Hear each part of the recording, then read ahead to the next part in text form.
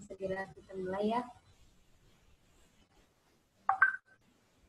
Assalamualaikum warahmatullahi wabarakatuh. Selamat pagi senior dan saudara-saudara. Salam sejahtera untuk kita semua. Selamat datang di pelatihan studi Stapala di sini, yang hari ini mengangkat topik yang sangat menarik, yaitu Stapala literasi. Baiklah kakak, abang, dan saudara-saudara semua, mengawali kebersamaan kita, izinkanlah saya untuk menyapa yang telah hadir pada Zoom meeting ini. Yang terhormat, Dewan Pengurus Stapala, narasumber kita yang istimewa pada hari ini, yang kami hormati Mas Muhammad Arif Rahman, yang kami hormati para senior yang telah berkenan hadir, serta saudara-saudara Stapala yang kami banggakan. Merupakan suatu anugerah yang harus kita syukuri, karena meskipun dalam masa pandemi seperti ini, kita masih diberikan kesehatan dan kesempatan untuk belajar bersama di Studi Vol 2 ini. Senang sekali abang kakak, saya Jembar 1214 SPA 2018 berkesempatan untuk menjadi moderator pada acara ini. Kakak-kakak yang berbahagia, tadi merupakan suatu wadah untuk melaksanakan pelatihan yang diselenggarakan oleh Stapala, guna meningkatkan skill anggota dan sekaligus sebagai sarana silaturahmi anggota Stapala yang tersebar di seluruh Indonesia. Nah, hari ini, topik yang diangkat dalam studi kali ini sangat menarik, yaitu Stapala literasi, tulisan Stapala antar generasi bersama dengan pembicara PC kita, Kak Muhammad Arif Rahman. Nah, kakak, studi edisi literasi ini diadakan khusus untuk mendukung berkembangnya website Stapala, yaitu Stapala ID dan majalah Nuansa, yang akan segera menerbitkan edisi terbarunya. Diharapkan, melalui studi ini, kita bisa belajar bagaimana membuat konten yang menarik untuk diterbitkan dalam website dan juga majalah Nuansa.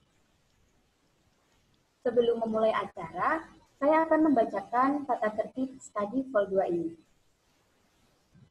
Demi kenyamanan acara, peserta harap menggunakan mode mute selama acara berlangsung. Kemudian, mode mute dapat diaktifkan ketika diminta oleh host.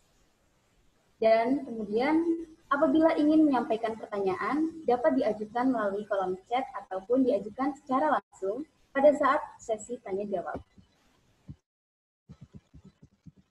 Baik, kakak, abang, dan saudara-saudara yang berbahagia, untuk memulai acara, marilah kita berdoa semoga acara hari ini dapat berjalan dengan lancar dan memberikan manfaat yang maksimal.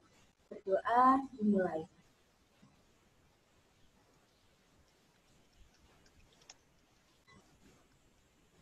Berdoa selesai. Selanjutnya,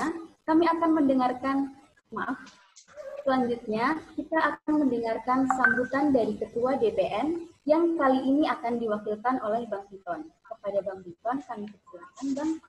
Baik, terima kasih.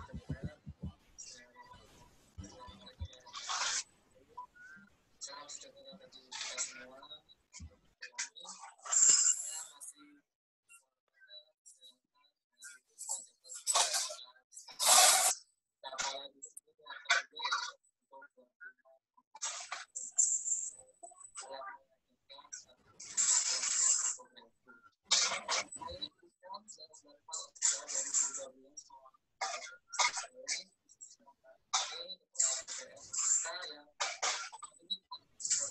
Bang Piton, Bang, suaranya tidak kedengaran, Bang. Nggak ada suaranya. Nggak kedengeran. Izin, Bang.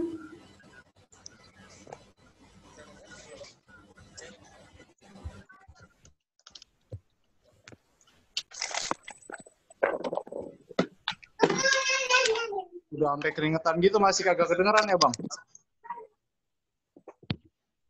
Halo? Dengar?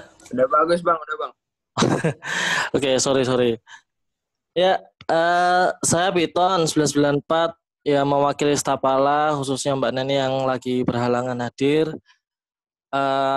Mengucapkan terima kasih kepada Mas Arif Rahman ya, narasumber kita pada hari ini, travel blogger yang sudah mentereng di Indonesia nih ya, yang akan berbagi pengetahuan tentang menulis, khususnya menulis perjalanan dan bagaimana membangun blog ini. Nah, di grup itu sudah banyak nih pertanyaan-pertanyaan dari para anggota yang penasaran ini bagaimana nulis, membangun blog, bahkan memulai untuk menulis paragraf per paragraf ini. Mungkin nanti akan bisa dibagi oleh Mas Arif. Terima kasih juga kepada abang-abang, mbak-mbak, senior-senior, kakak senior, dan saudara Stapala semua. Ya, mudah-mudahan study ini, kegiatan dari DPN ini bisa menambah ilmu dan wawasan baru pada anggota Stapala. Nah, Stapala juga mengundang kepada para anggota untuk turut menulis di website Stapala dan majalah Nuansa. Jadi diharapkan pelatihan ini menjadi trigger ya teman-teman para anggota sekalian untuk menulis di medianya Stapala nanti. Oke, terima kasih. Monggo dilanjutkan acaranya. Semoga bermanfaat. Wabillahi taufiq wal hidayah. Wassalamualaikum warahmatullahi wabarakatuh. Stapala Jaya. Stapala Jaya. Terima kasih Bang Giton atas sambutannya. Baik saudara-saudara Stapala yang tentunya suka banget traveling nih. Pasti bakal seru banget kalau misal kisah perjalanan kita dituangkan dalam bentuk tulisan. Tapi pernah nggak sih kalau misal mau nulis tuh, gimana ya cara nulis yang menarik? Gimana caranya mulai menulis dan untuk bisa diposting? Nah, hari ini kita akan belajar serba-serbi menulis ala travel writing bersama dengan Mas Arif Rahman. Untuk itu, langsung saja kita panggil Mas Arif. Oke, halo, selamat pagi teman-teman semuanya, apa kabar? Alhamdulillah. Semoga baik-baik semua ya di kala pandemi ini, semoga segera berakhir, semoga tetap sehat selalu, jadi amin. Kita bisa melaluinya dengan baik. Kayaknya sebentar lagi sih selesai sih harusnya ya. Oke, kemarin aku ditawarin sama Mbak Neni sebenarnya buat ngisi acara apa tuh kayak tersanjung gitu kan, kayak wah apa sih yang bisa aku kasihkan nih buat kampus kayak gitu. Oh ya udah, ketika ada yang nawarin pasti aku dengan senang hati pasti akan ya udah aku bantuin Mbak buat ngisi acara ini, dan kebetulan temanya sangat relate dengan apa yang udah aku jalanin selama 10 tahun belakangan, yaitu menulis. Dan harapanku sih semoga bisa bermanfaat buat teman-teman semuanya tentang penulisan ini, dan jadi bisa lebih rajin nulis kayak gitu. Mungkin slide-nya langsung sambil ditampilin aja Mbak Ismi ya.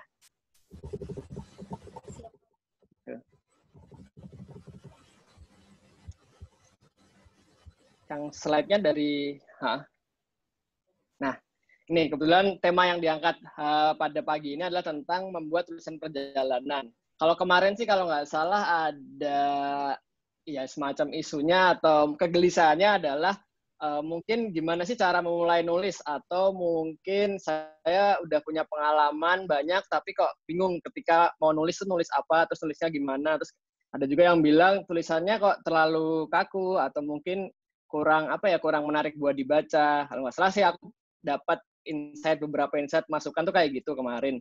Dan ya udah coba kita sambil belajar bareng-bareng hari ini tentang membuat tulisan perjalanan.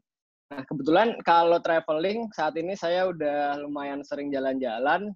Ya kemarin stop gara-gara pandemi aja. Terus ini kalau di foto yang di slide ini ketika saya jalan-jalan ke negara namanya Georgia saat itu tahun 2017. Itu pengalaman yang cukup menarik juga karena di sana bermacam-macam kejadian saya alami. Nanti mungkin akan saya ceritakan juga di bawah di slide-nya ada. Nah, langsung aja kita mulai hari ini. Next slide. Nah, ini sedikit profil singkat dari aku. Nama saya Muhammad Arif Rahman. Itu kalau di Instagram atau di sosial media saya pakai username itu Arif Rahman. Udah 10 tahun lebih saya pakai username itu, dan supaya unik dari yang lain. Terus saat ini kegiatannya selain nulis, saya masih ngantor juga, dan saya punya bisnis perjalanan namanya Watravel. Kalian bisa juga, teman-teman bisa lihat di Instagram @watravel, yang ada tulisannya seperti itu. Dan saya nulis perjalanan dari tahun 2012. Dan sejak saat itu saya menerima banyak beberapa penghargaan seperti yang bisa dilihat di slide-nya. Itu semua karena menulis. Kayak gitu sih ceritanya. Lanjut. Nah, ini bisa dilihat. Kalau untuk suara jelas ya? Takutnya nggak dengar jelas. Suara dan video aman ya? Aman, Mas, jelas. Aman ya? Siap-siap. Oke, jadi awalnya kenapa saya bisa mendalami menulis? Awalnya saya gara-gara main sosial media saat tahun 2009. Setelah 2 tahun ngantor saat itu, jadi kayak ada semacam kejenuhan mungkin buat teman-teman yang baru pertama ngantor, mungkin kan jenuh nih, kayak dulu aku pertama kali ngantor, habis pulang kantor, terus pulang ke kosan, main Kaskus saat itu, terus chatting pakai Yahoo Messenger saat itu, ya masih kegiatannya masih monoton, chatting terus malam-malam chatting sama teman di kamar atas, kita makan bareng, terus balik lagi ke kamar main game, Kaskus dan lain-lain. Itu berlanjut selama 2-3 tahun pertama setelah kantor, dan kayak membutuhkan semacam pelarian baru. Sampai akhirnya menemukan sosial media, saya itu Twitter tahun 2009, dan belajar di sana. Di Twitter, aku menemukan banyak sekali komunitas, salah satunya komunitas menulis, namanya waktu dulu aku join ke Fiksi Mini, tapi sekarang kayaknya agak-agak stagnan dia juga, maksudnya nggak seramai dulu, tapi itu salah satu komunitas yang beneran bisa membuat aku belajar menulis saat itu. Nah, Fiksi Mini itu adalah komunitas menulis pendek dalam Twitter 140 karakter, tapi kita ditantang untuk bercerita menggunakan medium yang terbatas sekali. Nah, kalau di luar negeri dikenal juga ada namanya 6 words short stories atau penulisan singkat dalam 6 kata. Jadi ditantang untuk menulis cerita singkat dalam 6 kata. Contoh yang paling terkenal, yang paling saya ingat adalah seperti ini dalam bahasa Inggris. Dia ada cerita berjudul gini, For Sale, .2, Baby Shoes, Never Worn. Jadi itu 6 kata, tapi dalam banget. Kalau di Indonesia kan adalah dijual, .2, sepatu bayi, belum pernah dipakai. Kayak gitu. Jadi itu kalau teman-teman dapat makna dari cerita itu akan dalam banget. Apalagi mungkin yang sudah mempunyai keluarga, mempunyai anak, dan membaca tulisan itu. Kalau di dalam itu artinya akan sangat dalam. Jadi kayak mungkin apa sih yang dapat kesan dari membaca 6 kata itu? Nah, kalau aku dapatnya adalah ini bayinya tiba-tiba meninggal. Ketika ibunya sedang hamil, sedang persiapkan buat kelahirannya, ternyata keguguran dan lain halnya. Nah, gitu. Ya, ada juga pendapat lain. Jadi melalui 6 kata itu orang ditantang untuk berimajinasi sebenarnya. Pembaca ditantang untuk berimajinasi. Nah, dari situ aku mikir nih, kalau 6 kata aja bisa menggerakkan orang buat baca atau bisa bermakna sedalam ini, gimana kalau yang lebih panjang? Sampai akhirnya habis itu dari Fiksi Mini aku belajar nulis cerpen via media Tumblr saat itu. Ini masih ada juga Tumblrku. Aku banyak nulis cerpen di Tumblr juga, tapi banyakkan fiksi. Terus sampai 2011 aku belajar nerbitin buku bareng teman-teman, tapi banyakkan genrenya fiksi dan lain-lain. Sampai tahun 2012 nih. Jadi 2010 aku mulai jalan-jalan sebenarnya karena juga sama kejenuhan di kantor juga, dan ada temen yang jalan-jalan, terus aku ikutan jalan-jalan sama dia. Ternyata jalan-jalan ini jadi kayak semacam candu, bikin ketagihan.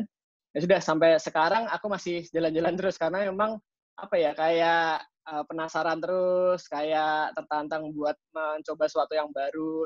Sampai saat ini aku kalau nggak salah sudah mengunjungi 45 negara dari tahun 2010 itu. Ya lumayan lah. Terus dan beberapa kisahnya aku tulis di blog itu, di WordPress, di backpackstory.me. Nah, dari sebenarnya blog itu udah aku buat dari tahun 2011, cuman baru aku isi tahun 2012 awal, karena ya itu mungkin kapan sih ada mungkin perasaan yang sama mungkin akan timbul di kalian ketika udah pengen nulis tapi belum mulai. Biasanya tuh kayak mikirnya panjang nih, gue nulis apa ya pertama ya, apa sih yang bagus untuk memulai tulisan, apa sih yang bagus buat tulis pertama di blog seperti apa. Nah, itu aku sempat mengalami kegundahan tuh kayak 5 bulan sejak menentukan nama blognya. Mikir nama blog udah sebulan, terus ngisi blog pertama juga 5 bulan kemudian, sampai akhirnya aku dapat ikutan kuis di Twitter saat itu, dan hadiahnya ke Singapura, jalan-jalan gratis gitu kan. Nah, ini kayaknya momentum yang pas nih buat mulai nulis. Sampai akhirnya tulisan pertamaku muncul di Maret 2012, itu ketika jalan-jalan ke Singapura gratis karena menang kuis. Nah, itu aku tulis di sana. Jadi sebagai ucapan terima kasih buat brand yang sudah memilihku jadi pemenang, akhirnya ya udah itu jadi tulisan pertama dan sampai saat ini kayak gitu. Terus kalau kalian tahu sebenarnya tulisan itu berkembang sesuai dengan penulisnya. Maksudnya kalau ketika pertama kali nulis pasti teman-teman mikirnya kayak tulisanku nggak bagus nih, tulisanku jelek nih, tulisanku nggak ada yang baca, ya itu benar. Semua juga begitu awalnya. Tapi yang membuatnya beda ya mungkin pendewasaannya adalah ketika udah mulai nulisnya, apakah tetap akan nulis ketika lagi down begitu atau malah nyerah.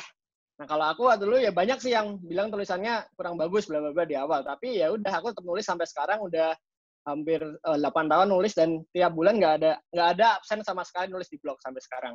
Walaupun masih banyak kesibukan lainnya, tapi aku selalu nge-challenge diriku buat nulis at least 1 tulisan di blog tiap bulan kayak gitu sampai sekarang sih. Terus nah, di awal kalau misalkan kalian mau bandingin bagaimana tulisan itu mendewasakan seseorang, bisa baca postinganku paling awal di blog Maret 2012 sampai bulan terakhir kemarin, berarti di bulan Mei 2020. Itu pasti akan beda banget dari mulai struktur katanya, dari mulai grammarnya, mungkin ada kata-kata yang masih sesuai EYD atau mungkin terlalu singkat dulunya, harusnya bisa dipanjangin tulisannya. Nah, itu akan beda banget karena sebenarnya tulisan itu akan berkembang sesuai dengan penulisnya kayak gitu. Lanjut. Nah, dari 2012 aku belajar lagi, ada platform baru lagi namanya Google Plus. Saat itu aku nyobain juga, cuman ternyata platform ini nggak berkembang lama. Terus ya udah dia cuma bertahan 3 tahun kayaknya deh. 2-3 tahun, terus habis itu tutup. Terus 2016 aku baru belajar Instagram. Jadi sebenarnya Instagram ini kalau aku lihat sebagai content creator, tepatnya penulis ya. Jadi Instagram ini sebenarnya malah bikin kita malas sebenarnya. Malas nulis panjang. Karena dengan tulisannya pendek-pendek aja kita udah bisa dapat engagement sebenarnya kan. Jadi kayak sebenarnya salah satu pemacu orang buat nulis itu adalah engagement. Banyak orang yang like, banyak orang yang komen, banyak orang yang baca. Itu sebenarnya pemacu orang buat semangat nulis. Nah, itu sangat gampang didapetin di Instagram dibandingin nulis di blog zaman sekarang. Udah nulis panjang-panjang, nggak ada yang komen, nggak ada yang baca, nggak ada yang like. Ya kan, kayak gitu kan. Tapi kalau di Instagram ketika kita ngepost foto, misalkan foto habis jogging, foto sama anak gitu kan, tiba-tiba udah pada nge-like, pada komen, itu bikin semangat kita. Tapi di satu sisi kita jadi malas nulis panjang karena dengan tulisan pendek pun gue udah dapat engagement kok kayak gitu. Tapi sebenarnya kalau memang teman-teman suka menulis, kalau menurut aku sih tulisan itu bukan dicari engagement-nya, tapi dicari kepuasan batinnya sebenarnya. Ketika kita nulis itu kita melakukan hal yang disenangi. Jadi kayak misalkan aku udah lama nggak nulis panjang, aku kayak bisa gelisah sendiri, kayak stres sendiri karena ada sesuatu yang hilang, karena ada kebiasaan yang hilang. Udah 8 tahun dijalanin, pasti rasanya akan ada yang salah ketika aku nggak nulis dalam sebulan kayak gitu. Terus berlanjut lagi tahun kemarin aku belajar YouTube juga. Tahun kemarin mulai jadi nge-vlog gitu. Terus ya itu, tapi baru setahun sih. Aku masih coba platform baru di YouTube ini, apakah dia bisa growing apa enggak, kita belum tahu hasilnya. Karena sebenarnya semua ini kan trial and error, kita nggak tahu hasilnya. Kita jalanin 1-2 tahun baru ketahuan nih apa kita cocok ini atau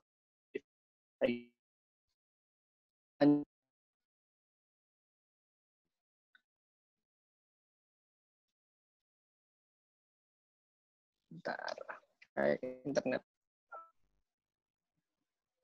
Next, apa nggak connect aku? Tes. Nah, ini perjalanan. Kalau ngomongin travel writing, pasti kita akan berhubung dengan yang namanya perjalanan sebenarnya. Kita nggak akan bisa nulis kalau kita nggak jalan-jalan gitu kan. Kita nggak akan bisa nulis kalau kita misalkan nggak keluar dari rumah, nggak keluar dari kantor. Sebenarnya ya benar, cuman walaupun memang tulisan sekarang tuh banyak banget orang nulis perjalanan, tapi dia sendiri nggak jalan-jalan ya, dari riset online dan lain-lain. Cuman kalau aku sebagai penulis perjalanan, aku merasa akan salah kalau aku nggak jalan-jalan tapi nulis. Jadi kayak kita riset online, kita nyari misalkan 10 tempat jalan-jalan atau tempat makan di Bintaro, bisa sih kita nyari online, cuman akan ada feel yang hilang ketika kita nggak experience sendiri tempat makan tersebut. Apa yang kita rasakan tuh kita nggak bisa. Paling kita kan cuma bisa lihat menu, lihat foto-foto, lihat lokasi, cuman secara feel itu akan ada hilang. Makanya kalau aku selalu bilang kalau kamu mau nulis perjalanan ya harus jalan-jalan dulu. Nah, ini salah satu perjalanan yang pernah aku lakukan tahun lalu, itu ke Korea Utara. Kebetulan waktu itu aku bawa grup rombongan ke sana 10 orang. Itu karena aku punya bisnis travel sendiri, jadinya aku bisa bawa grupnya ke Korea Utara. Dan ini salah satu cara buat buat teman-teman misalkan mau jalan-jalan gratis gitu kan, ya udah bisa jadi tour leader di satu trip ini bisa juga.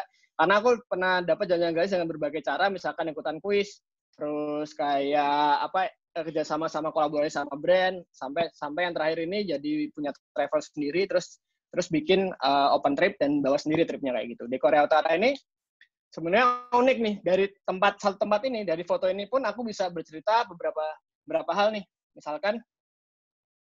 Misalkan ini dari foto yang dari belakang dari background itu kan founding fathers-nya Korea Utara nih, Kim Il Sung sama Kim Jong Il. Nah, di situ itu kalau kita datang ke tempat ini sebuah monumen namanya Mansudae di Korea Utara. Nah, kalau kita ke sana tuh kita harus berpakaian rapi. Maksudnya kita nggak boleh pakai kaos, kita nggak boleh pakai sendal, kita nggak boleh pakai bawa tas gitu, nggak boleh, dan memang harus rapi. Karena tempat ini sakral di sana. Dan ini bukan tempat wisata sebenarnya. Ini kalau oleh mereka ini dianggap sebagai semacam tempat pemujaan kayak gitu. Jadi mereka ini yang membebaskan negara Korea Utaranya dari perang, dari lawan Jepang zaman dulunya kayak gitu. Dan dianggap sebagai satu satu figur yang harus dihormati, harus disembah, semacam itulah kalau di sana lah istilahnya. Karena ini salah satu menarik juga cerita dari sana, bahwa sebenarnya kenapa mereka jadi negara mungkin komunis yang nggak mengenal agama. Karena ketika mereka dulu berperang gitu kan, mereka penganut agama yang kuat. Tapi ternyata kemerdekaan itu nggak datang dengan cara mereka berdoa saja. Kayak gitu. Ini aku baca dari beberapa literatur sama dari pengalamanku jalan ke sana. Dan si pemimpinnya menemukan bahwa ternyata kemerdekaan itu adalah berkat perjuangan kita sendiri. Ya kita semua yang gerak, itu namanya, kalau kalian baca namanya ada JUCHE, itu semacam semangatnya orang Korea Utara. Nah, dari situ mereka percaya bahwa sebenarnya kita tuh bisa sendiri kok tanpa adanya Tuhan. Nah, gitu. Nah, jadi semacam itulah secara singkatnya seperti itu. Jadi mereka menganggap bahwa publik figur inilah yang harus dihormati. Kayak gitu. Tapi ini aku nggak mau ngomongin agama dan politik di sini sebenarnya, tapi ini mindset mereka udah seperti itu sih jatuhnya kalau Korea Utara. Dan di sini pun kalau kita foto itu nggak boleh sembarangan juga. Kita harus foto dengan si patung itu, dua patung itu harus kelihatan full satu badan. Kita nggak boleh cuma setengahnya doang. Kita nggak boleh tangannya doang, maksudnya si patungnya itu. Dan kita nggak boleh juga selfie di sana, nggak boleh gayanya aneh-aneh, posenya pun harus formal kayak gini. Terus ini kayak kita masuk masjid aja sih, jadi kita harus sopan dan lain. Ini prolog dulu ya sebelum masuk ke materi. Terus. Nah, ini mungkin teman-teman yang di komen juga dasarnya sudah baca benar. Saya sangat banyak baca buku dan literatur. Tapi kalau ngomongin list perjalanan itu akan lebih baik kalau kita jalan-jalan, karena sifatnya adalah non-fiksi jatuhnya. Aku banyak nulis cerpen zaman dulu dari imajinasi aja. Tapi kalau kita nggak jalan-jalan, itu kita nggak experience dan akan bingung menulis apa. Tapi jalan-jalan pun nggak harus jauh. Nanti akan aku ceritakan juga di slide kayak gitu.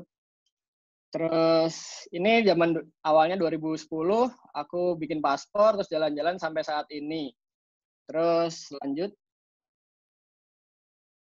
Nah, ini beberapa hal yang membuat aku ketagihan, atau mungkin aku berterima kasih banyak sama traveling, karena dia bisa membuat aku lebih berpikiran open-minded juga. Aku bisa ketemu banyak orang, aku belajar bahasa Inggris pun dari jalan-jalan. Maksudnya bahasa Inggrisku pun mungkin kalau ngomong sama orang nggak akan selancar sekarang kalau ngomong gitu kan. Tapi ya itu berkat aku ketemu banyak orang di jalan gitu. Jadi aku pun juga nggak jago-jago banget bahasa Inggris. Bahkan aku orangnya termasuk yang pemalu, aku introvert awalnya.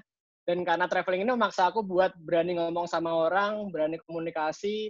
Ya pokoknya bisa survive lah istilahnya dimanapun gitu kan.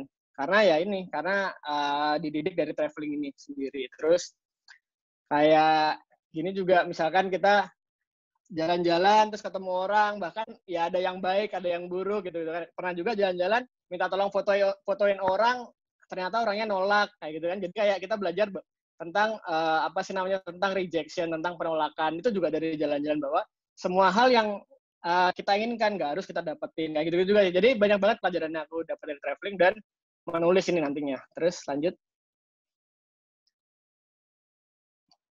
Nah, ini adalah satu perjalanan paling paling menyenangkan, paling paling memorable saat itu ini ke negara-negara di Kaukasus. Kaukasus itu adalah negara pecahan Uni Soviet yang adanya di pegunungan, di bawah pegunungan Kaukasus. Kalau dari Timur Tengah dia ada di atasnya, jadi antara Timur Tengah dan Rusia saat itu. Nah, ini ini ceritanya tahun 2017, jalan-jalan berdua sama teman namanya Adi, kalau di foto ini.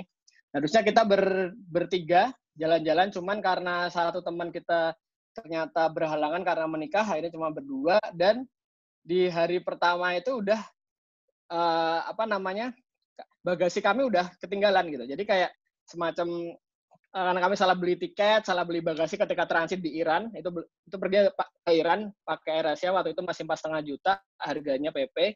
Sekarang udah nggak ada pesawat ke sana. Terus habis itu, dan karena cuma transit sebentar, ternyata sama petugasnya bagasinya itu nggak dimasukin. Jadi kayak kita udah request bagasinya buat dioper karena kita cuma transit nggak masuk ke Iran, tapi ternyata sama dia itu bagasinya lupa dimasukin atau nggak dimasukin karena kita lupa beli bagasi tambahan. Jadi selama hari pertama nyampe di Azerbaijan saat itu kami tanpa bagasi sama sekali. Jadi kayak cuman ada tas punggung doang yang isinya esensial kayak kamera dan peralatan elektronik dan mungkin bantal atau apa yang cuman kecil-kecil, tapi baju-baju dan peralatan mandi yang akan kita gunakan untuk 10 hari ngetrip itu udah sama sekali nggak kelihatan. Jadi hilang gitu. Jadi kayak hari pertama pun kita udah dapat cerita. Dan dari situ pun aku bisa bilang bahwa sebenarnya cerita perjalanan terbaik itu adalah yang datangnya dari perjalanan yang nggak direncanakan sebenarnya. Kayak tiba-tiba ada musibah ini, tiba-tiba ada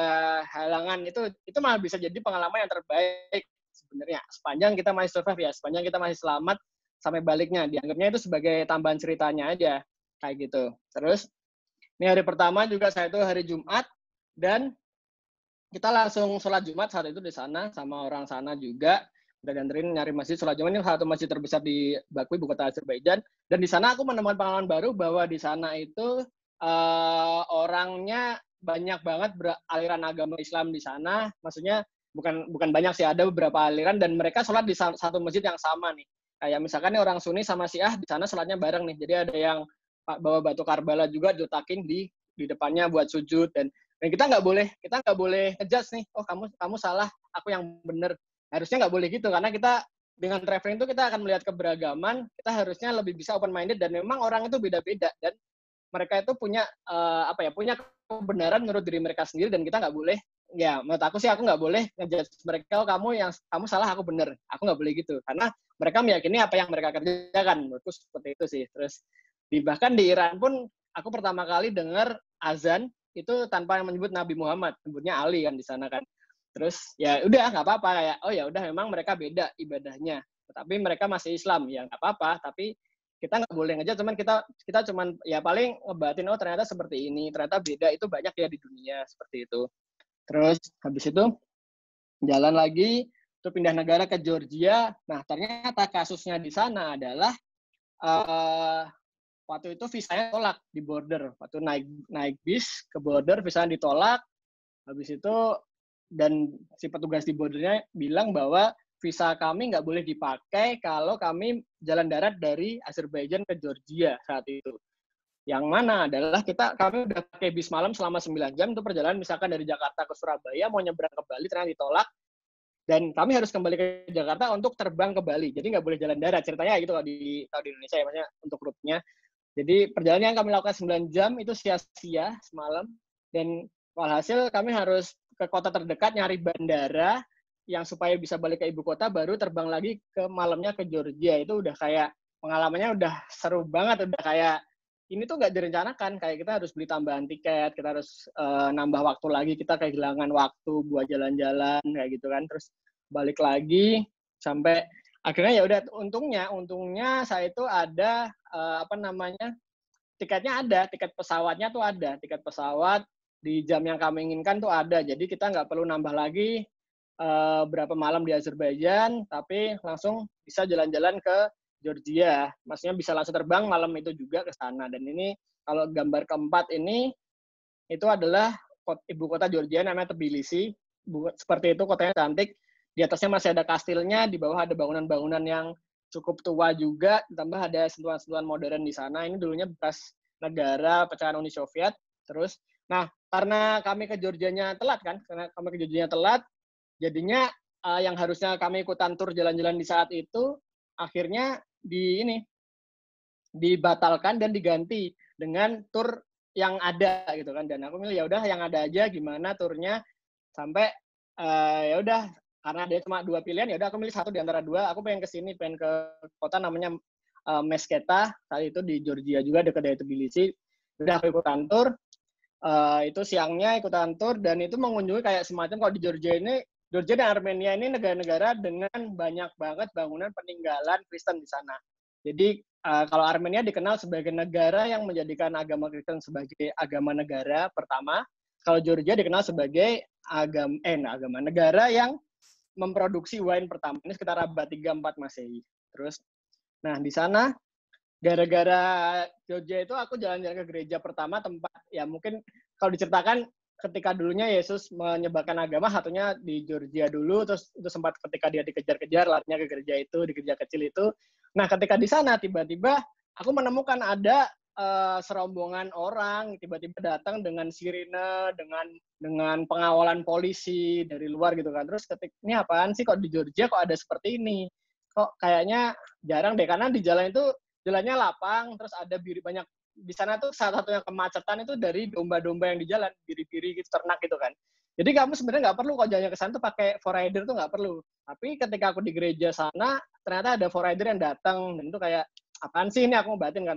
Ternyata setelahnya nggak lama ada rombongan orang-orang berjas masuk dan aku perhatikan jasnya kok kayak familiar. Ternyata di jasnya itu ada logo Garuda di sini.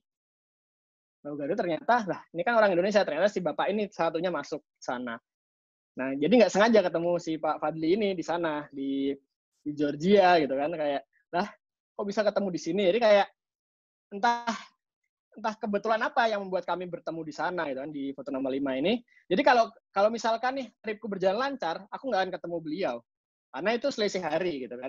Tapi kalau ternyata berkat kejadian-kejadian yang nggak terduga ini membuat aku bisa bertemu beliau ketika jalan di Georgia.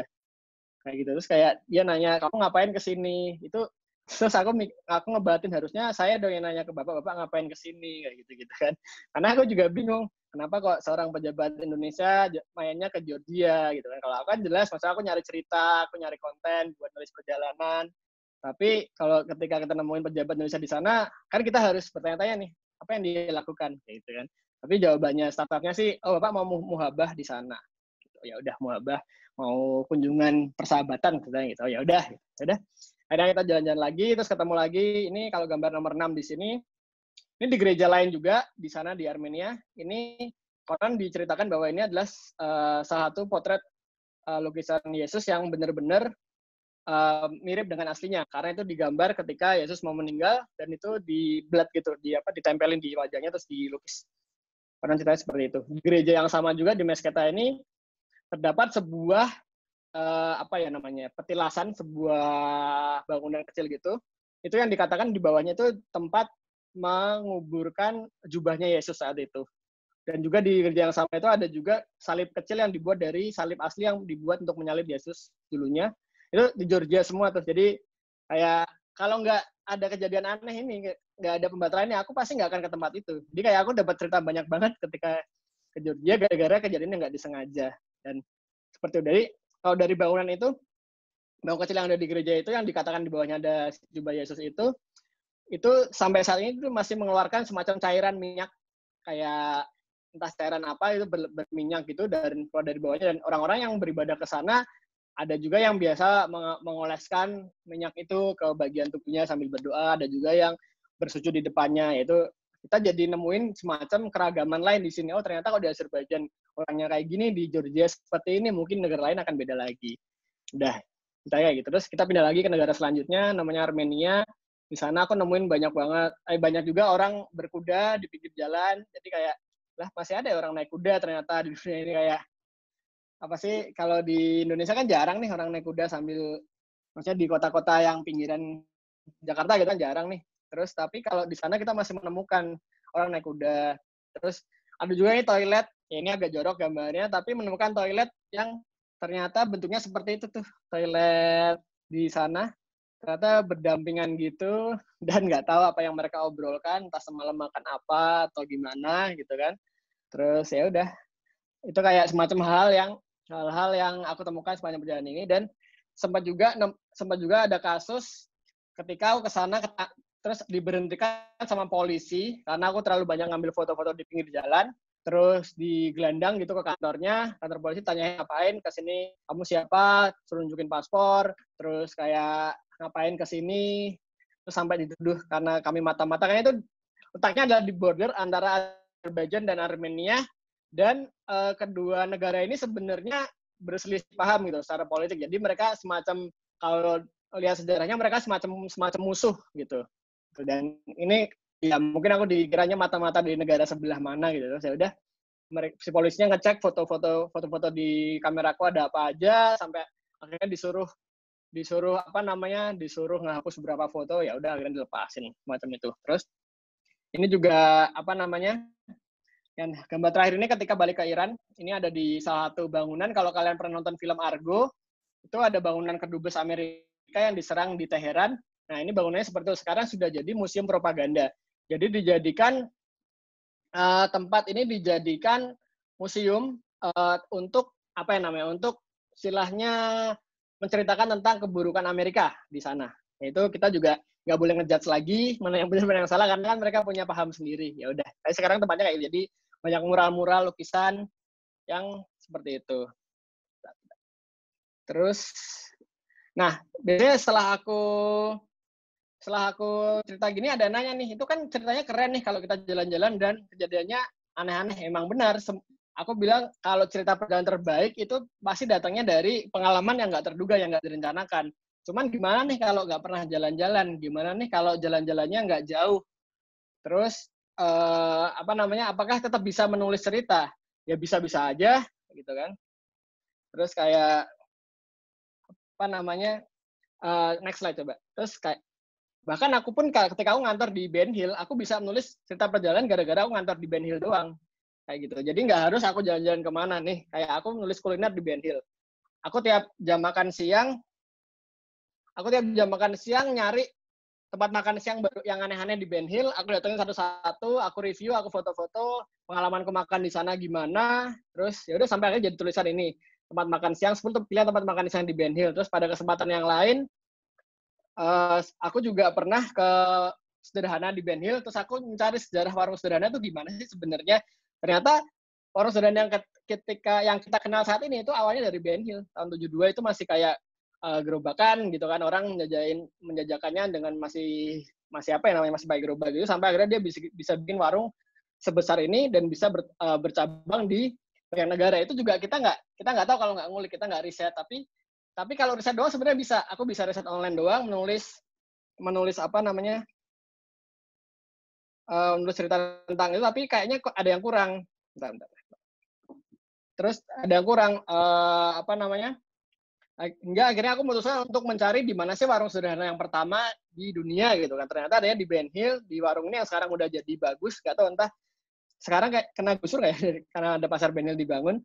Nah, aku menemukan di sini bahwa ternyata ini dulunya warung pertama nih dalam pasar, terus akhirnya pindah keluar seperti itu. Terus sejarahnya gimana? Dan aku ke sana karena aku pengen mencoba sendiri makanannya. Maksudnya aku berapa kali makan di sederhana, tapi ketika pengen nulis aku harus balik ke sana, aku harus bisa menceritakan ulang apa yang aku rasakan aktual saat itu, menu-menu apa gitu. Jadi ya udah, aku merasa kalau online doang nggak cukup, maka aku harus datang langsung. Jadi nah itu menurutku semacam travel writing tuh ya itu kita harus mendapat pengalaman experience sendiri dengan mendatanginya kayak gitu. Lanjut.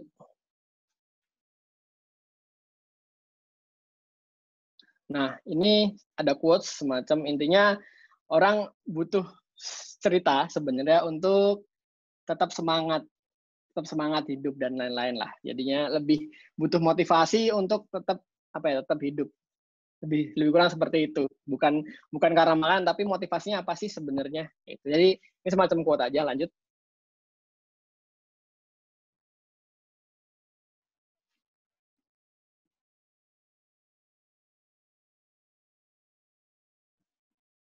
Next.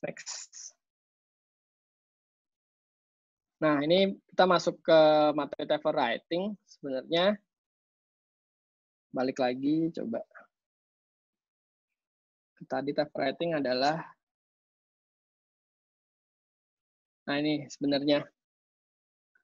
Ini intinya kenapa aku bilang kita nggak bisa nulis travel kalau kita nggak jalan-jalan. Oke, benar tadi ada yang berkata bahwa memang kita kalau menulis harus banyak baca. Benar, aku banyak baca buku. Kalau lihat di rak belakang itu ya buku-buku yang aku baca kayak gitu. Banyak kan buku travel writing, banyak buku perjalanan juga, dan banyak buku fiksi juga yang aku baca. Maksudnya, tapi ketika kita menulis perjalanan, kalau menurut aku, nah ini pendapat subjektif, bisa juga mungkin berbeda buat teman-teman. Tapi kalau menurutku ketika kita menulis travel, kita harus jalan, kita harus experience sendiri tempatnya, dibandingin kita cuman riset online aja. Bisa riset online, cuman menurutku tulisannya akan jadi yang biasa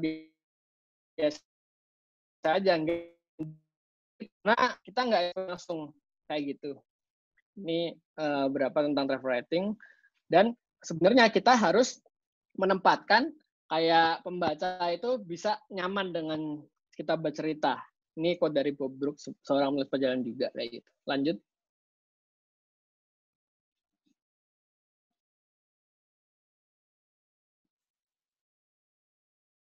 Next.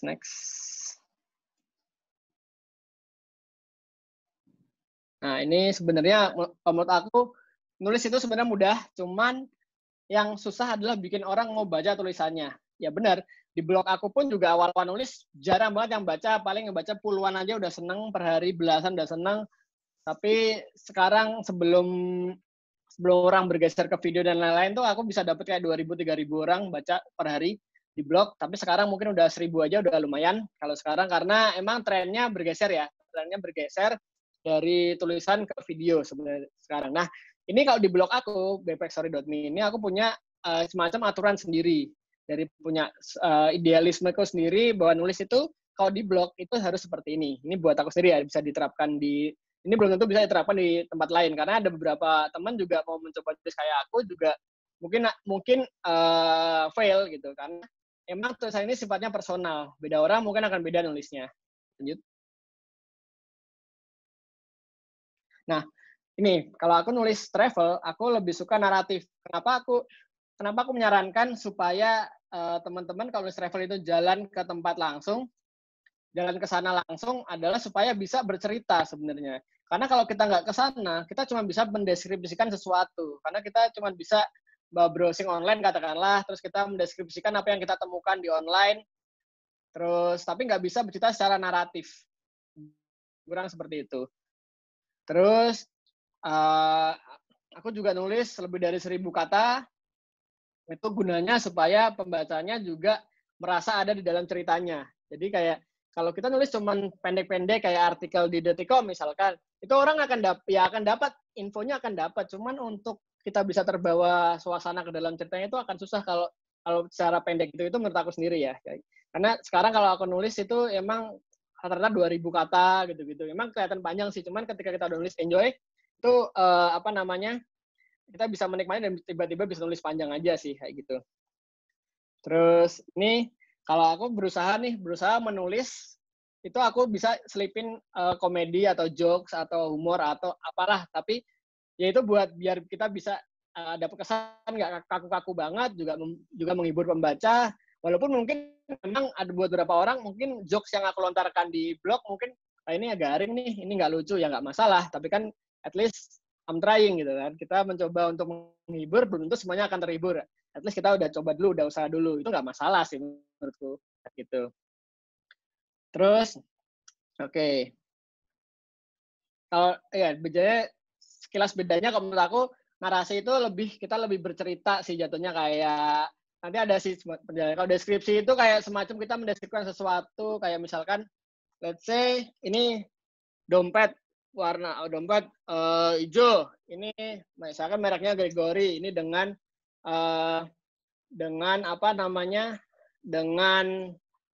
resleting berwarna abu-abu silver merek YKK semacam itu. Ya, mungkin aku mendeskripsikan si dompet ini, tapi karena narasi mungkin aku akan lebih berstorytelling tentang gimana sih, kenapa alasan aku memilih dompet warna ini, kenapa aku bisa suka warna ini, di mana aku belinya, terus kayak apa saja yang bisa aku masukin dalamnya, apa alasanku kayak gitu. Lebih ke storytellingnya aja sih kayak gitu. Lanjut.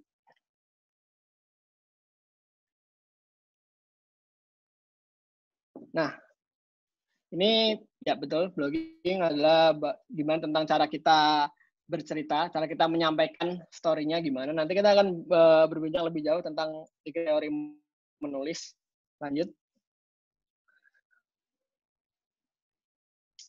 Nah, ini bisa juga kita mulai, kadang ada yang bingung atau mungkin di awal itu kita harus ngapain sih buat nulis.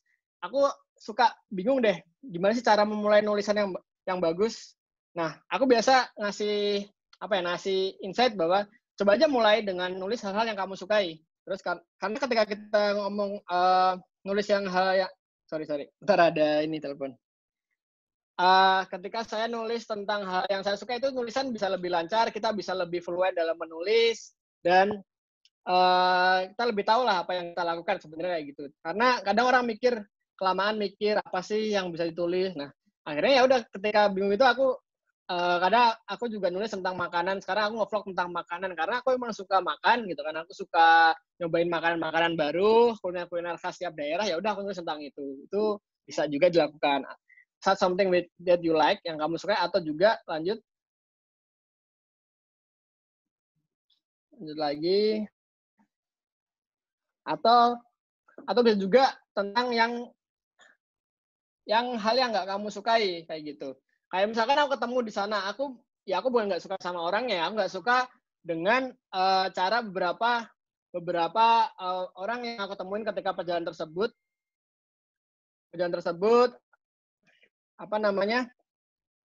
ada salah satu staffnya mereka bilang ke aku, dia bilang gini waktu itu, wah enak ya mas kerjanya jalan-jalan terus. Dan ya,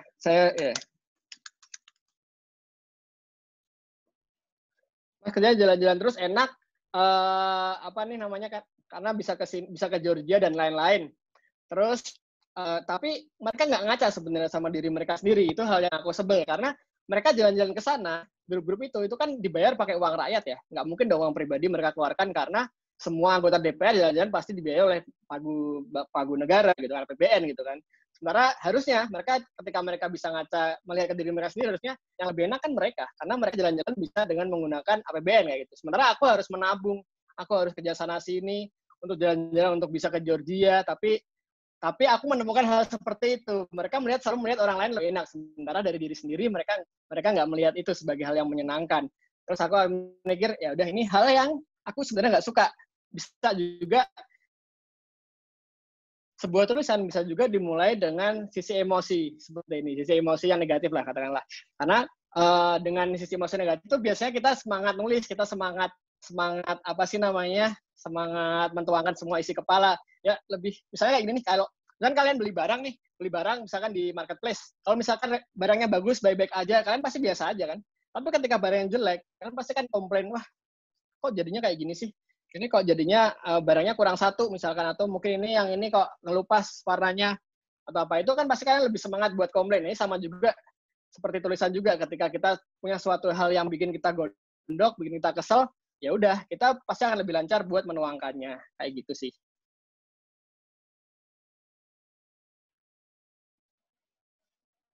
Lanjut.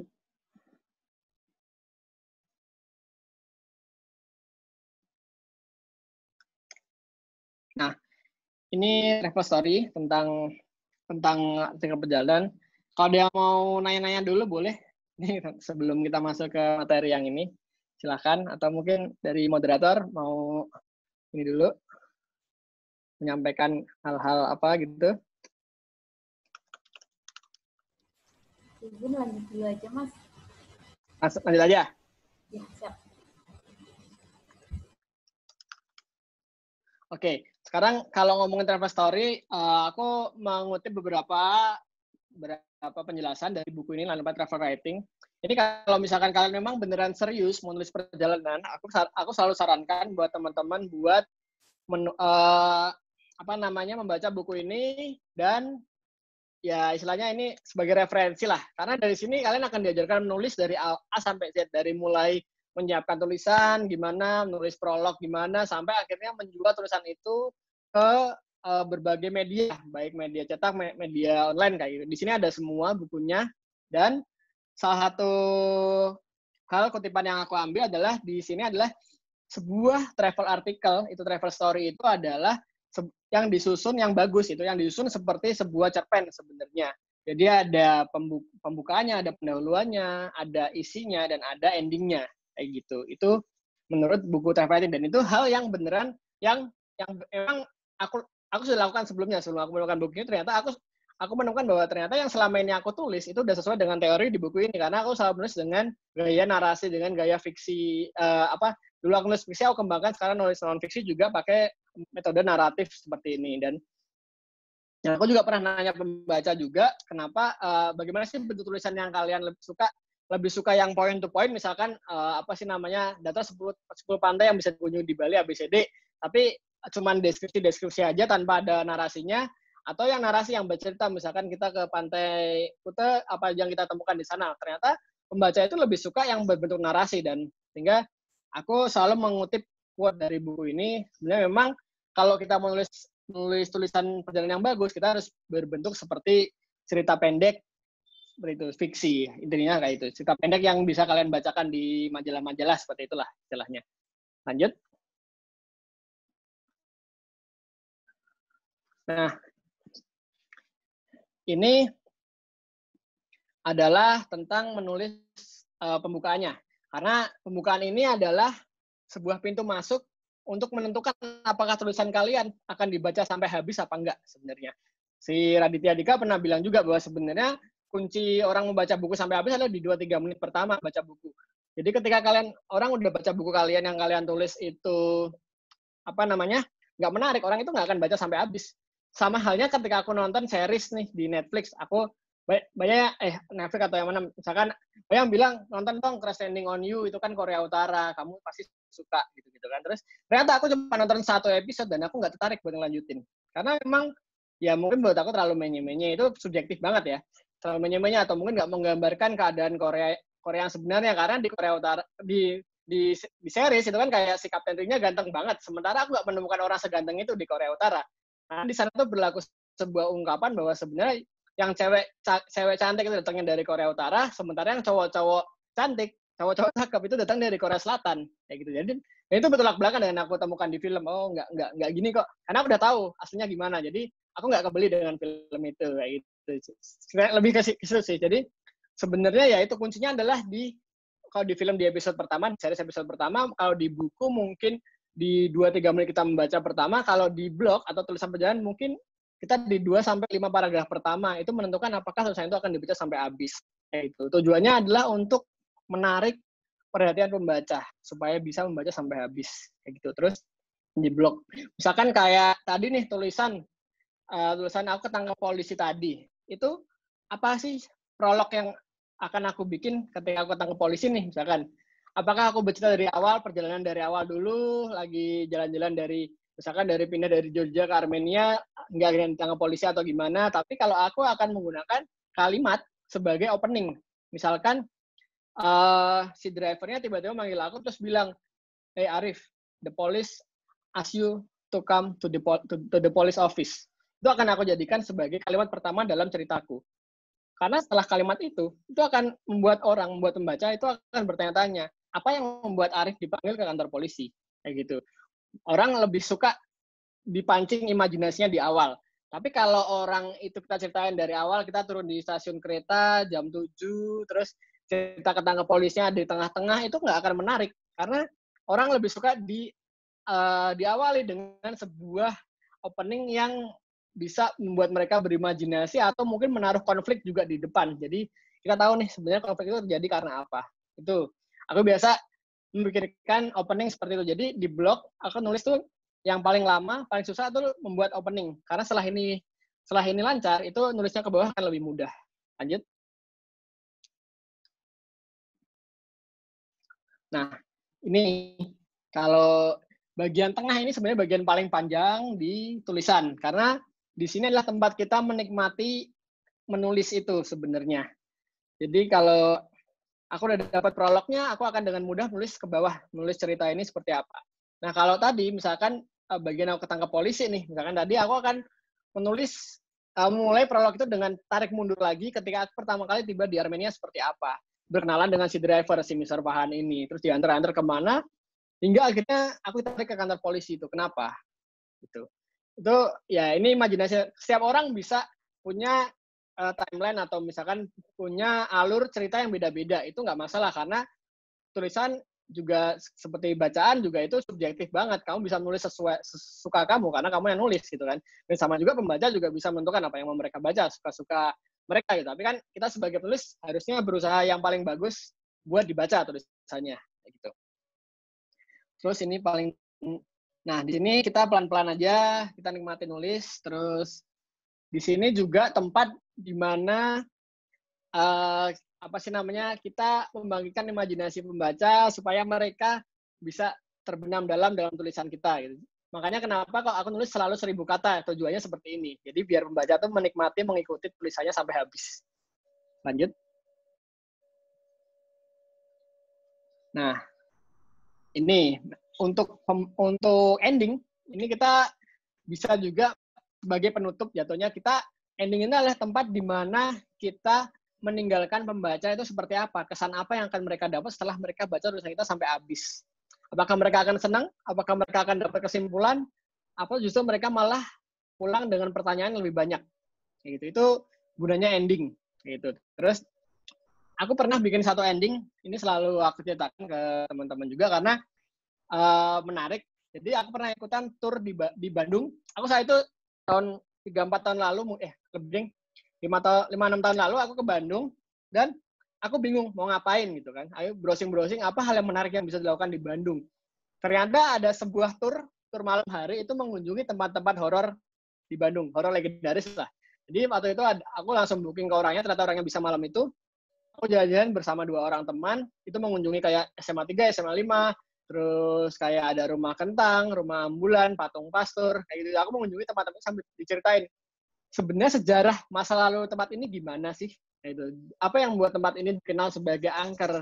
Misalkan penampakan apa yang sentral di sini diceritakan sama dia, gini-gini. Aku nulis di notes gitu kan. Dan aku menceritakan perjalanan itu satu-satu narasi, secara narasi pelan-pelan, tambah dengan deskripsi perjalanannya, deskripsi si patungnya seperti apa, SMA-nya seperti apa, itu aku taruh di bagian tengah. Nah, di bagian akhir, aku meninggalkan pembacaku dengan sebuah paragraf yang berbunyi seperti ini. Di akhir perjalanan ini, si Mas Ferry yang, misalkan nih, namanya aku ngambil di sini, Mas Ferry, guide kami malam itu memanggilku untuk berpisah sejenak dengan temanku yang lain. Dia mengatakan sebuah hal yang membuatku tidak berani menatap cermin malam itu. Titik. Aku mengakhiri tulisan itu seperti itu, dan bisa bayangkan, apa sih hal-hal apa yang membuat aku nggak bisa melihat cermin malam itu, karena kita udah cerita macam-macam, udah cerita horor, kita udah berimajinasi melihat penampakan ini itu dikasih closing yang membuat pembaca mikir nih, kira-kira ada hal apa ya yang membuat si Arif ini nggak berani lihat kaca, lihat cermin malam itu. Nah itu titik. Aku nggak menaruh paragraf tambahan lainnya. Aku nggak menceritakan endingnya gimana, tapi aku membuat endingnya seperti itu. Lanjut. Nah, ini kalau dalam nulis, aku selalu bilang ada 2, yaitu konten sama konten. Terus kalau konten itu bisa buat orang baca tulisan itu, dan kalau kamu konsisten menulis dengan konten yang bagus, itu bisa buat orang kembali. Orang akan kembali untuk mencari konten-konten yang berkualitas. Tapi once kamu bikin konten bagus, tapi kamu nggak konsisten, orang lama-lama akan lupa. Jadi kamu kayak one hit wonder aja. Bikin tulisan bagus, terus tiba-tiba dilupakan, terus bikin tulisan bagus lagi, diingat lagi, terus dilupakan kayak gitu. Kalau ketika kamu konsisten nulis terus, ya udah, kamu akan bisa naik lah, kayak gitu kira-kira. Lanjut. Nah, ini beberapa tips menulis lain. Ini makanya kenapa aku selalu banyak menaruh dialog dalam tulisan, karena kita bisa lebih humanis lah. Jadi kayak beneran, karena perjalanan itu kan kita ketemu dengan beberapa orang gitu, bukan kita jalan sendiri terus kita cuma ngobrol sendiri sama pohon misalkan atau sama alam gitu, nggak juga.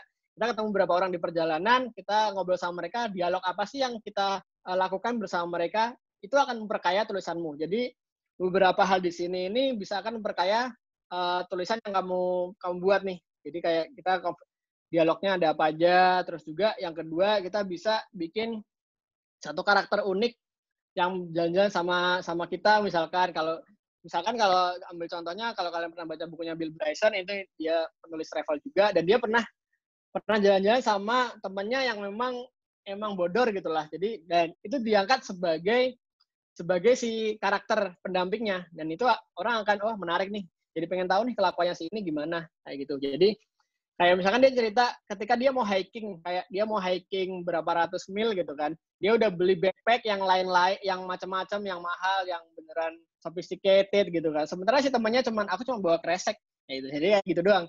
Dan orang-orang akan mengingat dia sebagai sidekick yang lucu gitu. Nah, terus lanjut. Biasanya juga kita menempatkan panca indera untuk berkaya cerita, bisa juga apa yang kita temui di perjalanan itu kan sifatnya ada yang bisa kita dengar, kita lihat, kita cium gitu kan. Nah, itu bisa ditempatkan juga di cerita itu biar lebih menarik. Terus kayak ada seorang travel writer, saya lupa namanya, dia pernah ketika dia mau menguji panca inderanya, dia mencoba jalan-jalan di hutan dengan mata tertutup saat itu. Karena dia mau menguji, karena ketika satu indera tertutup, maka indera lainnya akan berfungsi dengan lebih bagus. Dia jalan ke hutan dan dia merasakan apa sih aroma apa yang dia hirup, terus sentuhan-sentuhan apa yang dia pegang di sana kayak gitu. Jadi kayak orang ini akan menguji panca inderanya, dan itu bisa dilakukan juga hal contohnya. Terus juga kita lebih kalau ini teori klasik sebenarnya show don't tell, jadi kita lebih bilang apa sih yang terjadi saat itu, bukan cuma dikatakan. Let's say misalkan gini nih, ibu marah. Itu kan salah satu contoh ibu marah. Marahnya itu kayak gimana? Marah itu bisa dijelaskan dalam banyak hal gitu. Misalkan ibu mengangkat kursi lalu melemparnya ke saya. Itu kan juga marah. Tapi itu kamu udah menunjukkan kemarahan ibu sebesar apa. Kalau kamu cuma bilang ibu marah, ya udah, semua orang juga bisa marah. Tapi semarah apa orang itu? Misalkan Bapak menamparku tepat di pipi hingga meninggalkan bekas merah yang tidak hilang selama 1 minggu. Itu kamu bisa tahu nih bapak kamu marahnya seperti apa. Beda dengan bapak marah, misalkan uang jajanku dipotong selama 2 hari. Itu kan beda dengan bapak marah ketika menamparku. Itu kan beda. Dan itu harus ditunjukkan sebenarnya. Semarah apa sih orang ini? Sesedih apa sih? Itu bisa ditunjukkan dengan apa yang kamu lihat. Bukan cuma lihat secara emosi, tapi secara perbuatannya apa yang dilihat kayak gitu. Terus juga tadi aku selalu bilang memberikan perhatian khusus ke detail. Terus bisa juga misalkan aku ketemu orang pakai baju apa, gimana cara dia berbicara, gimana aksen dialognya dia, terus gimana misalkan ada potongan kumis yang rata, atau aku selalu memperhatikan. Jadi kayak itu bisa menambah bumbu cerita. Kayak orang ini segede apa, sekurus apa, itu juga bisa menambah cerita supaya lebih kaya. Terus, nah tadi kenapa aku juga suka menaruhkan informasi-informasi aktual, karena travel writing ini sebenarnya kita sebuah cerita pengalaman, cuman kita harus juga input beberapa informasi yang di sana nih. Misalkan ada bis A, ini jalan dari kota A ke B, pada jam sekian-sekian harganya berapa, gitu. Itu juga biasanya itu kita bisa naruh di tulisan supaya lebih kaya, karena tulisan perjalanan harus aktual sih sebaiknya ya. Ketika nulis ya udah harganya ketika saat itu. Terus juga ini kalau mungkin kalian baca blogku mungkin akan beda dengan baca blognya siapa, Mas Farsan misalkan. Itu akan beda lagi gaya feel-nya, karena mungkin aku lebih santai nulisnya, aku lebih banyak jokes-nya. Mungkin kalau dia lebih serius, lebih cantik kata-katanya. Itu beda-beda sih, tapi ini bisa dipelajari juga. Lanjut. Nah, ini tentang membuat konten pada blog. Ini yang biasa aku lakukan sebenarnya. Lanjut. Ketika mau buat tulisan, ya udah aku selalu bilang ya udah jalan-jalan dulu. Apalagi karena kamu mau nulis perjalanan, bukan nulis tentang masakan katakanlah. Jadi kalau nulis masakan ya paling nggak kamu masak dulu atau mungkin makan dulu. Tapi kalau mau nulis perjalanan ya udah kamu jalan-jalan dulu. Gitu. Terus habis itu ketika jalan-jalan kamu akan dapat banyak sekali ide-ide, kamu akan dapat banyak sekali pengalaman, dan tinggal milih nih apa yang mau ditulis.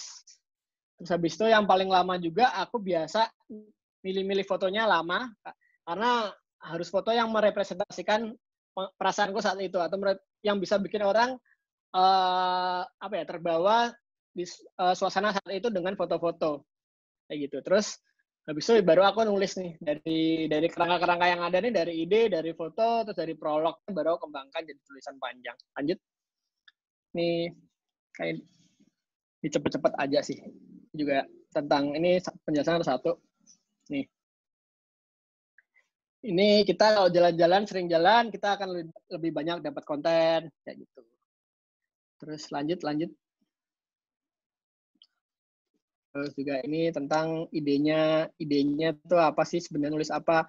Kadang tuh kalau aku sekarang lebih banyak nyari waktu buat nulis daripada nyari ide mau nulis apa. Karena ide tuh sebenarnya banyak, cuman nggak tahu apa kita peka terhadap ide-ide itu apa enggak sebenarnya. Kalau udah peka kadang-kadang tuh selalu muncul ide-ide baru, terus pengen nulis apa, tapi kadang bentrok sama waktu kalau udah banyak kegiatan lain-lain lah gitu. Nah, kira-kira gitu. Terus idenya lanjut. Terus nah ini kalau di perjalanan aku selalu sarankan kasihlah foto-foto biar nggak dikira hoax gitu, topik hoax gitu. Atau ya udah pilih-pilih foto-foto lama, itu lah biasanya agak lama sih. Jadi kadang tuh aku nggak nulis, kadang aku nggak nge-record apa yang aku rasakan di sana, tapi aku selalu moto. Jadi kalau di perjalanan tuh fotonya itu memang yang nggak akan cantik lah fotonya, mungkin ya ada lah penulis perjalanan yang fotonya cantik juga, tapi biasanya itu kan karena aku melakukan foto itu sebagai diary sebenarnya. Jadi aku selalu asal moto aja, tapi aku bisa ingat nih, oh di sini pengalamannya seperti ini. Ketika aku moto ini, aku merasa seperti ini. Aku menemui orang seperti ini. Itu ingatnya dari foto. Walaupun kadang aku backup juga pakai tulisan di notes di HP, atau juga dulu masih nulis manual di buku juga aku tulis sih. Tapi sekarang banyak kan pasti foto atau video. Lanjut. Nah, ini yang terakhir, maksudnya langkah terakhirnya, misalkan kita udah nulis, kita udah mikir mau dapat ide apa, udah tahu mau nulis tentang apa, udah milih-milih foto, ya udah kita akhirnya endingnya udah kita tulis sesuai dengan kerangka-kerangka yang udah kita bikin. Itu harusnya ketika udah ada ide, udah ada prolog nih, udah ada foto-foto, tulis itu harusnya akan lebih lancar sih, nggak akan stuck, nggak akan dapat writer's block, kadang-kadang kayak gitu. Dari kata kembangin kalimat jadi paragraf, terus sampai akhirnya jadi tulisan utuh sepanjang itu kayak gitu. Semua emang ada prosesnya dan emang ini worth the time. Ini kurang yes lagi terus. Nah, ini menurutku seperti ini, travel more ya, dengan banyak jalan-jalan maka kamu akan bisa lebih banyak menulis. Lanjut. Terus nah, ini suatu quote yang aku ini juga. Ini kalau kita jalan-jalan kita akan melihat banyak hal. Cuman kalau ketika kita nulis kita bisa membagikan hal tersebut ke banyak orang. Bahkan ada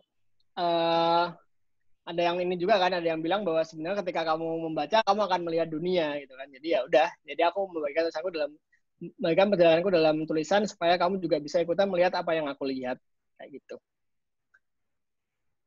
Lanjut. Nah, ini di Kamboja waktu. Nah, walaupun sebenarnya ketika aku foto tadi sebelumnya sunrise di Angkor Wat gitu kan, kamu akan melihat sunrise yang di Angkor Wat seperti itu, tapi kamu nggak lihat realnya ada ratusan orang bahkan sampai ribuan orang yang memfoto itu di satu saat yang sama kayak gitu. Jadi ini kita nggak jarang banget dapat foto seperti ini sebenarnya, tapi di TKP-nya itu tiap harinya seperti ini orangnya. Dan itu nggak akan ketahuan gitu. Maksudnya walaupun sebenarnya di tulisan itu kita bisa memilih nih apa yang mau kita tulis sama apa yang nggak akan kita tulis di situ. Kita bisa misalkan ada yang negatif kamu nggak mau tulis ya nggak usah tulis. Ya misalnya kita cuma tulis positifnya aja ya nggak masalah. Tapi itu subjektif banget. Walaupun apa yang aku tulis belum tentu apa yang aku lihat di sana kayak gitu. Lanjut. Nah ini pertanyaan terakhirnya. Apakah kamu sudah siap setelah dapat teori-teori seperti itu? Begitu. Ini udah hampir selesai Mbak ininya slide-nya. Ya. Lah, boleh apa lanjut cuman tinggal ini doang. Nih. Yang penting jangan nyerah buat nulis sih sebenarnya. Emang kamu nggak akan jadi yang langsung jadi yang terbaik, cuman kamu bisa berusaha untuk memberikan yang terbaik gitu.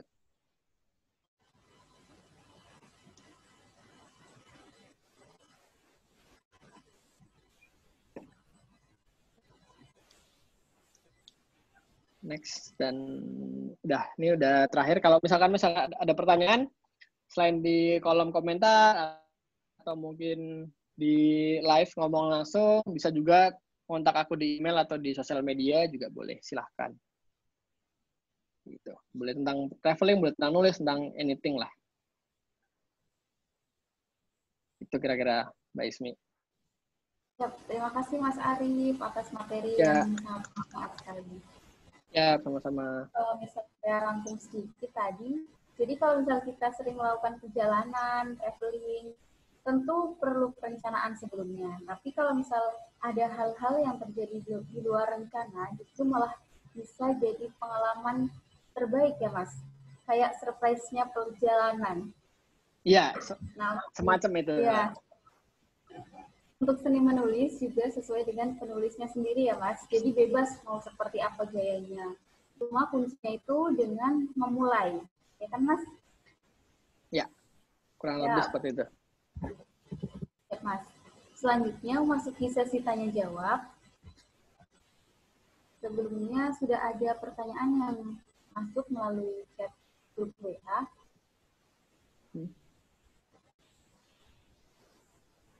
Sebelumnya kami sampaikan apabila kakak-kakak, abang-abang ingin mengajukan pertanyaan, dapat menuliskan pertanyaan di kolom chat. Nah, sebelum ini saya akan membacakan pertanyaan yang masuk melalui grup WA terlebih dahulu. Pertanyaan pertama, pertanyaan dari Bang Jabrik, bagaimana kiat membangun blog secara berkelompok, bukan perorangan, Mas? Oke, berkelompok ya. Sebenarnya kalau berkelompok, ini kendalanya adalah di komitmen sebenarnya, karena apakah semua orang berkomitmen sama buat ngeblog, terus apakah semua orang punya waktu yang sama buat ngeblog. Misalkan aku sama kamu nih, mungkin aku lebih sibuk dari kamu, otomatis maka kamu akan yang lebih banyak nulis jatuhnya nanti kan. Apakah kamu terima dengan pembagian tugas seperti itu? Itu kan balik lagi komitmen. Terus apabila mau dibikin fair, mungkin aku akan sedikit delay nih, untuk menulis, karena mungkin aku lebih sibuk waktunya. Tapi ketika aku udah komit, oke, Mbak Ismi, aku akan bikin blog sama kamu, dan aku akan menulis seminggu sekali. Tapi cukup nggak sih seminggu sekali, kayak gitu? Terus, apakah harus ditingkatkan? Tapi kalau ditingkatkan, berarti waktuku nggak banyak nih. Berarti kan otomatis kita harus nyari orang lain.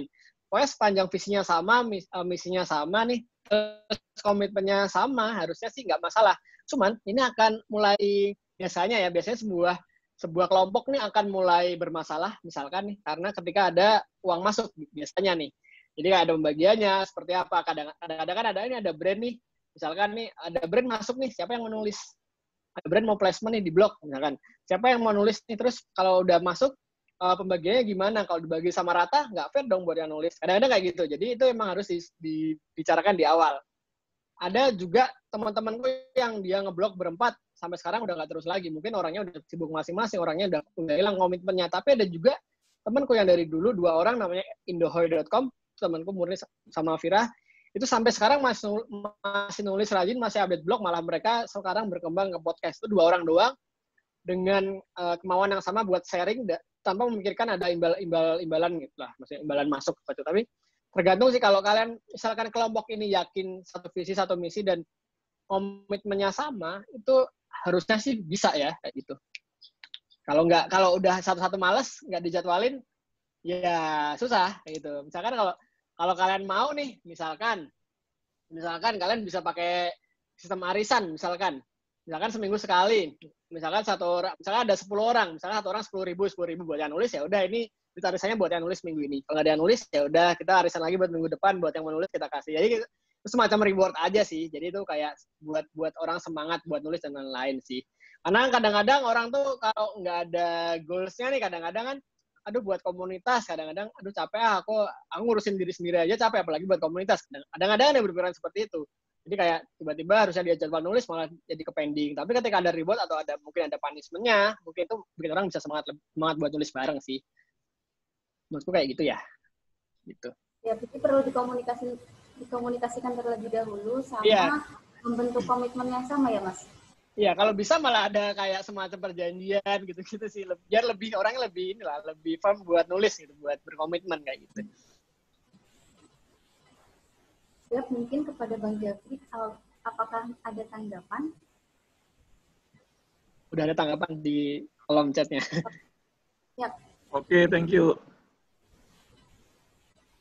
Siap, Bang Jabrik. Siap.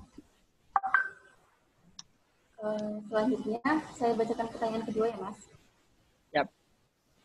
Pertanyaan kedua dari Bang Kancil.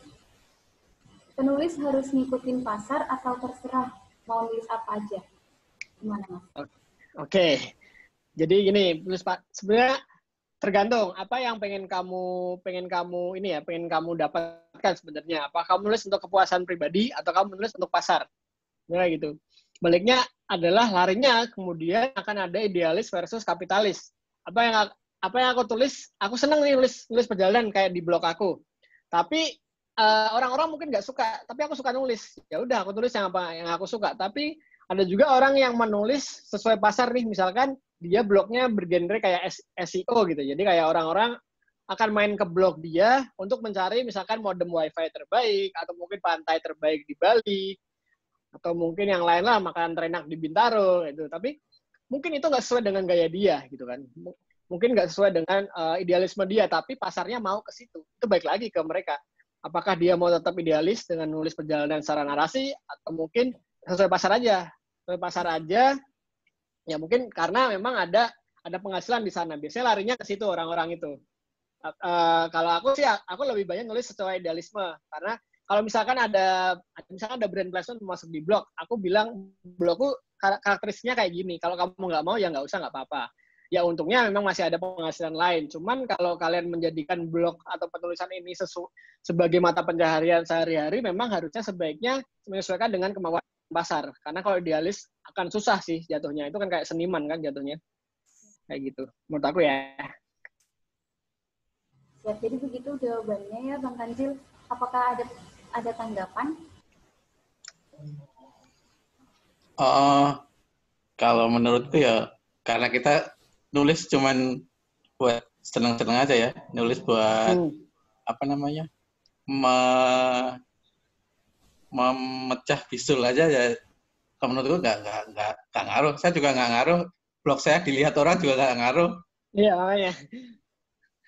Lebih ke pelampiasan ya, Bang ya. Iya, gitu aja. Pelampiasan Itu tergantung emosi. orang masing-masing sih. Kalau saya dari dulu sampai sekarang baru nggak nyampe 100.000 pembaca kayak punya gitu, baru 80-an. Ya nggak apa-apa, itu cuman namanya juga belajar. Iya. Paling yang paling baca paling Jabrik doang gitu. Iya, gue pembaca setia.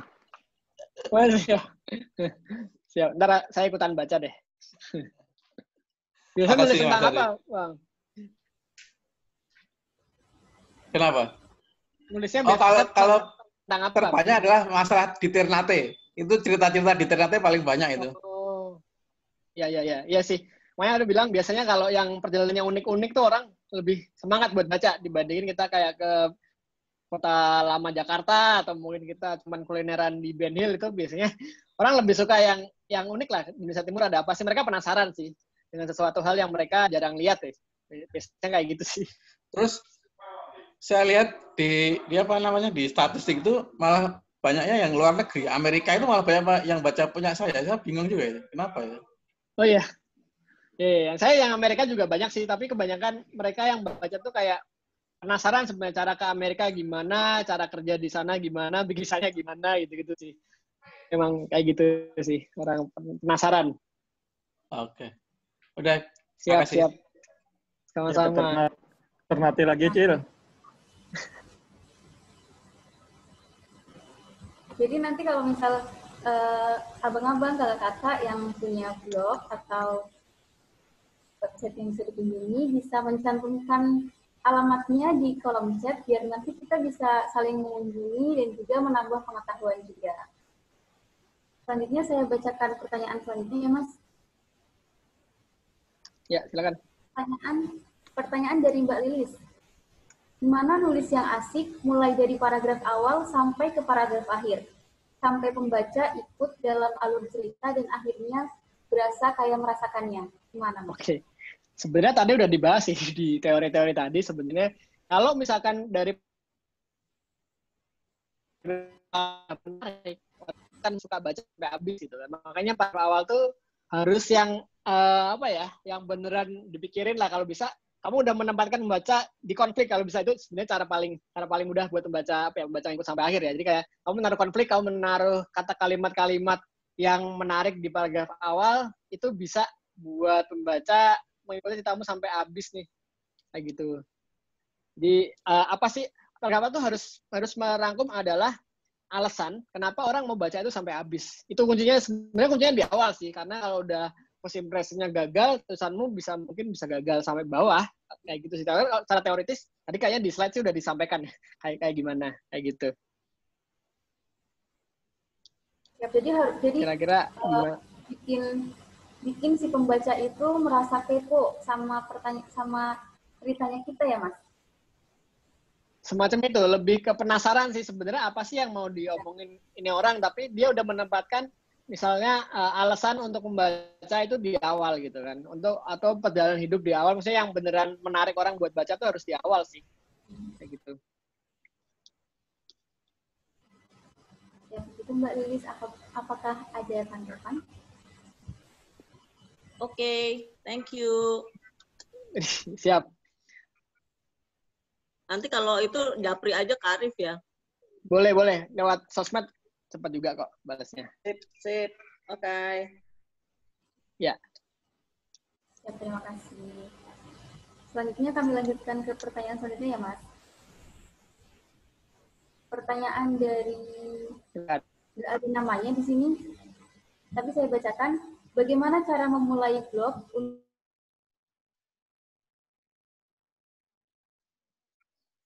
Bentar.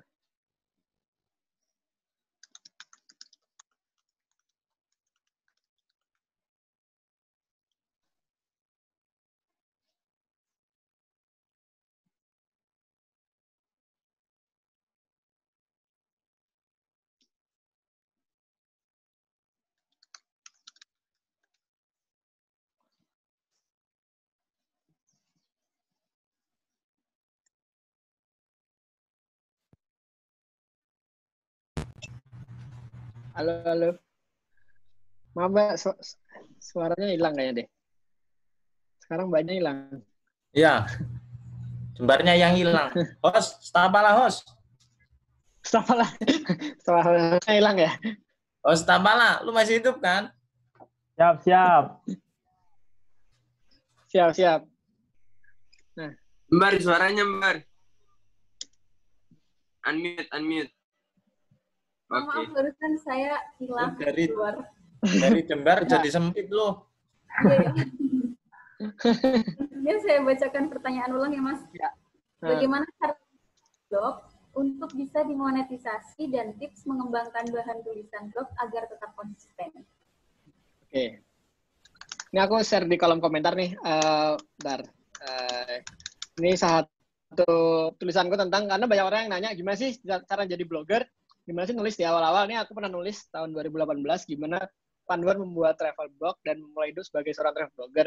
Sebenarnya kalau kalian baca, teman-teman baca ini bisa dijadikan acuan, sedikit acuan. Sebenarnya kalau mulai nulis, sebenarnya selalu tempatkan bahwa keinginan untuk menulis itu lebih besar daripada pendapatan yang akan kalian dapatkan dari ngeblog. Karena banyak orang mindsetnya seperti ini sih.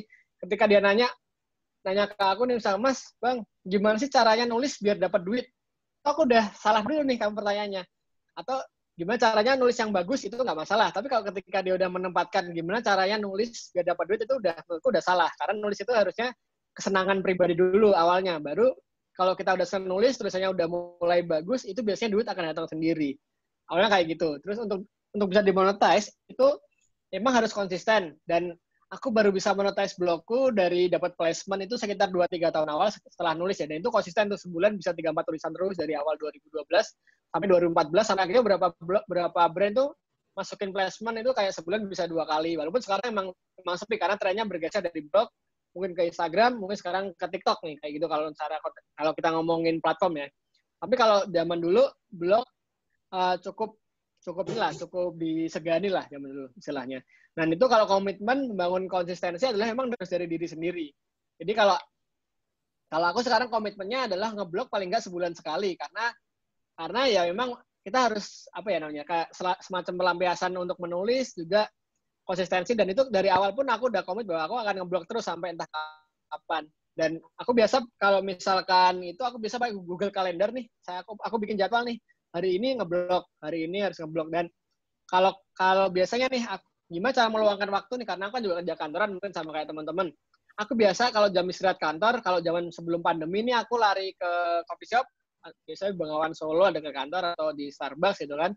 Aku bawa headset, aku bawa laptop, aku nulis di sana. Sejam istirahat aku pulang. Jadi ya nggak makan, paling cuma ngemil minum kopi, ngemil pisang gitu. Tapi aku sambil nulis. Dan itu ya komitmenku dari situ. Atau mungkin pulang kalau memang misalkan lagi panjang tulisannya, biasanya aku pulang kantor nggak langsung balik rumah, tapi aku mampir dulu coffee shop, akan nulis lagi. Kayak gitu sih biasanya. Ya, terima kasih Mas. Sama-sama.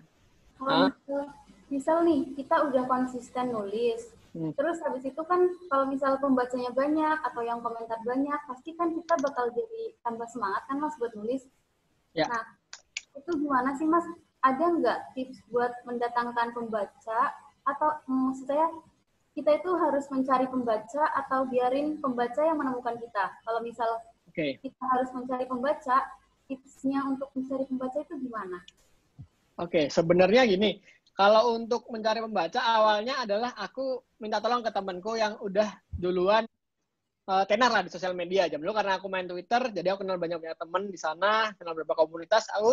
Aku sering share tulisanku di Twitter, share di LinkedIn. Jadi kalau di WordPress itu ada auto share ketika kita udah ngepost, itu kita bisa langsung auto share ke Twitter, ke LinkedIn, bisa juga ke dulu ada Google Plus, sekarang udah nggak ada, atau ke Facebook.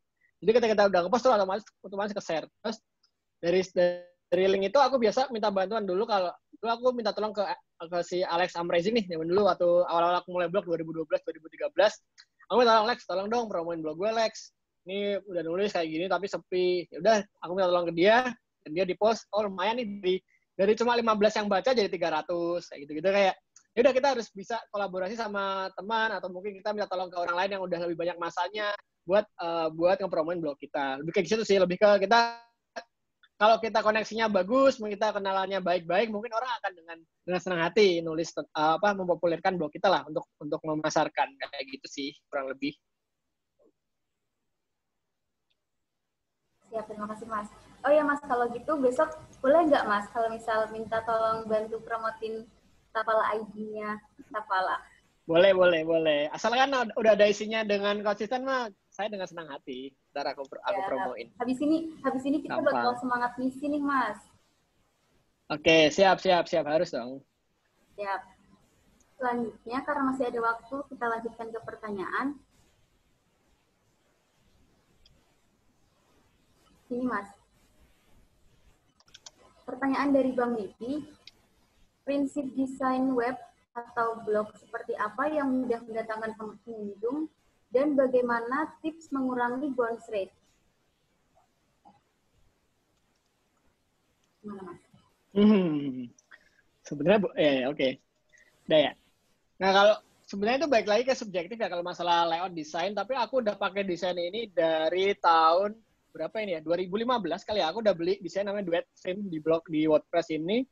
Itu aku suka karena itu clean banget, tampilannya putih bersih doang, nggak banyak warna-warni. Terus kayak ya udah, aku suka aja dengan theme ini, dan tulisannya juga bagus, kayak kita baca artikel di koran atau mungkin media online biasa.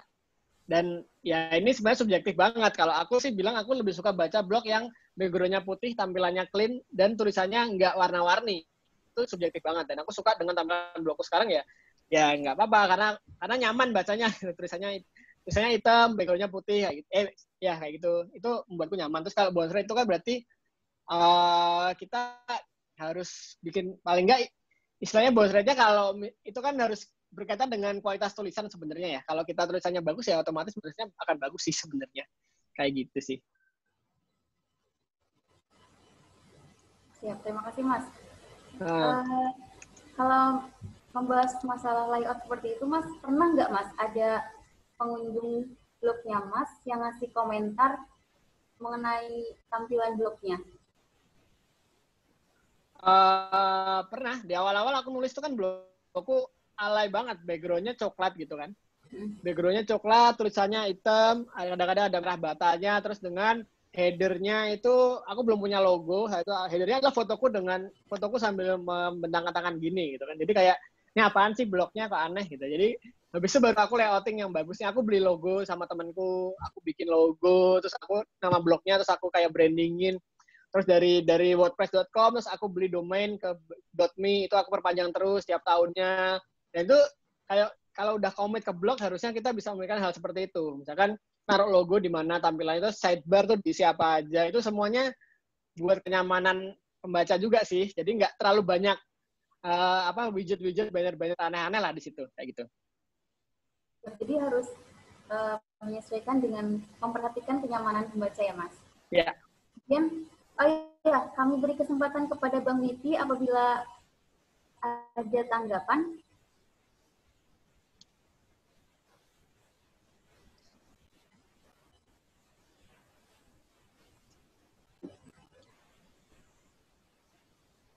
Izin dong, suaranya belum terdengar. Halo, cek. Sudah? Ya, sudah. Oke. Saya pengen ini lagi, tadi Mas Arif, terkait dengan bounce rate tadi. Kalau tulisannya bagus, otomatis bounce rate-nya harusnya ya itu ya, bukan otomatis sih. Dia akan turun gitu.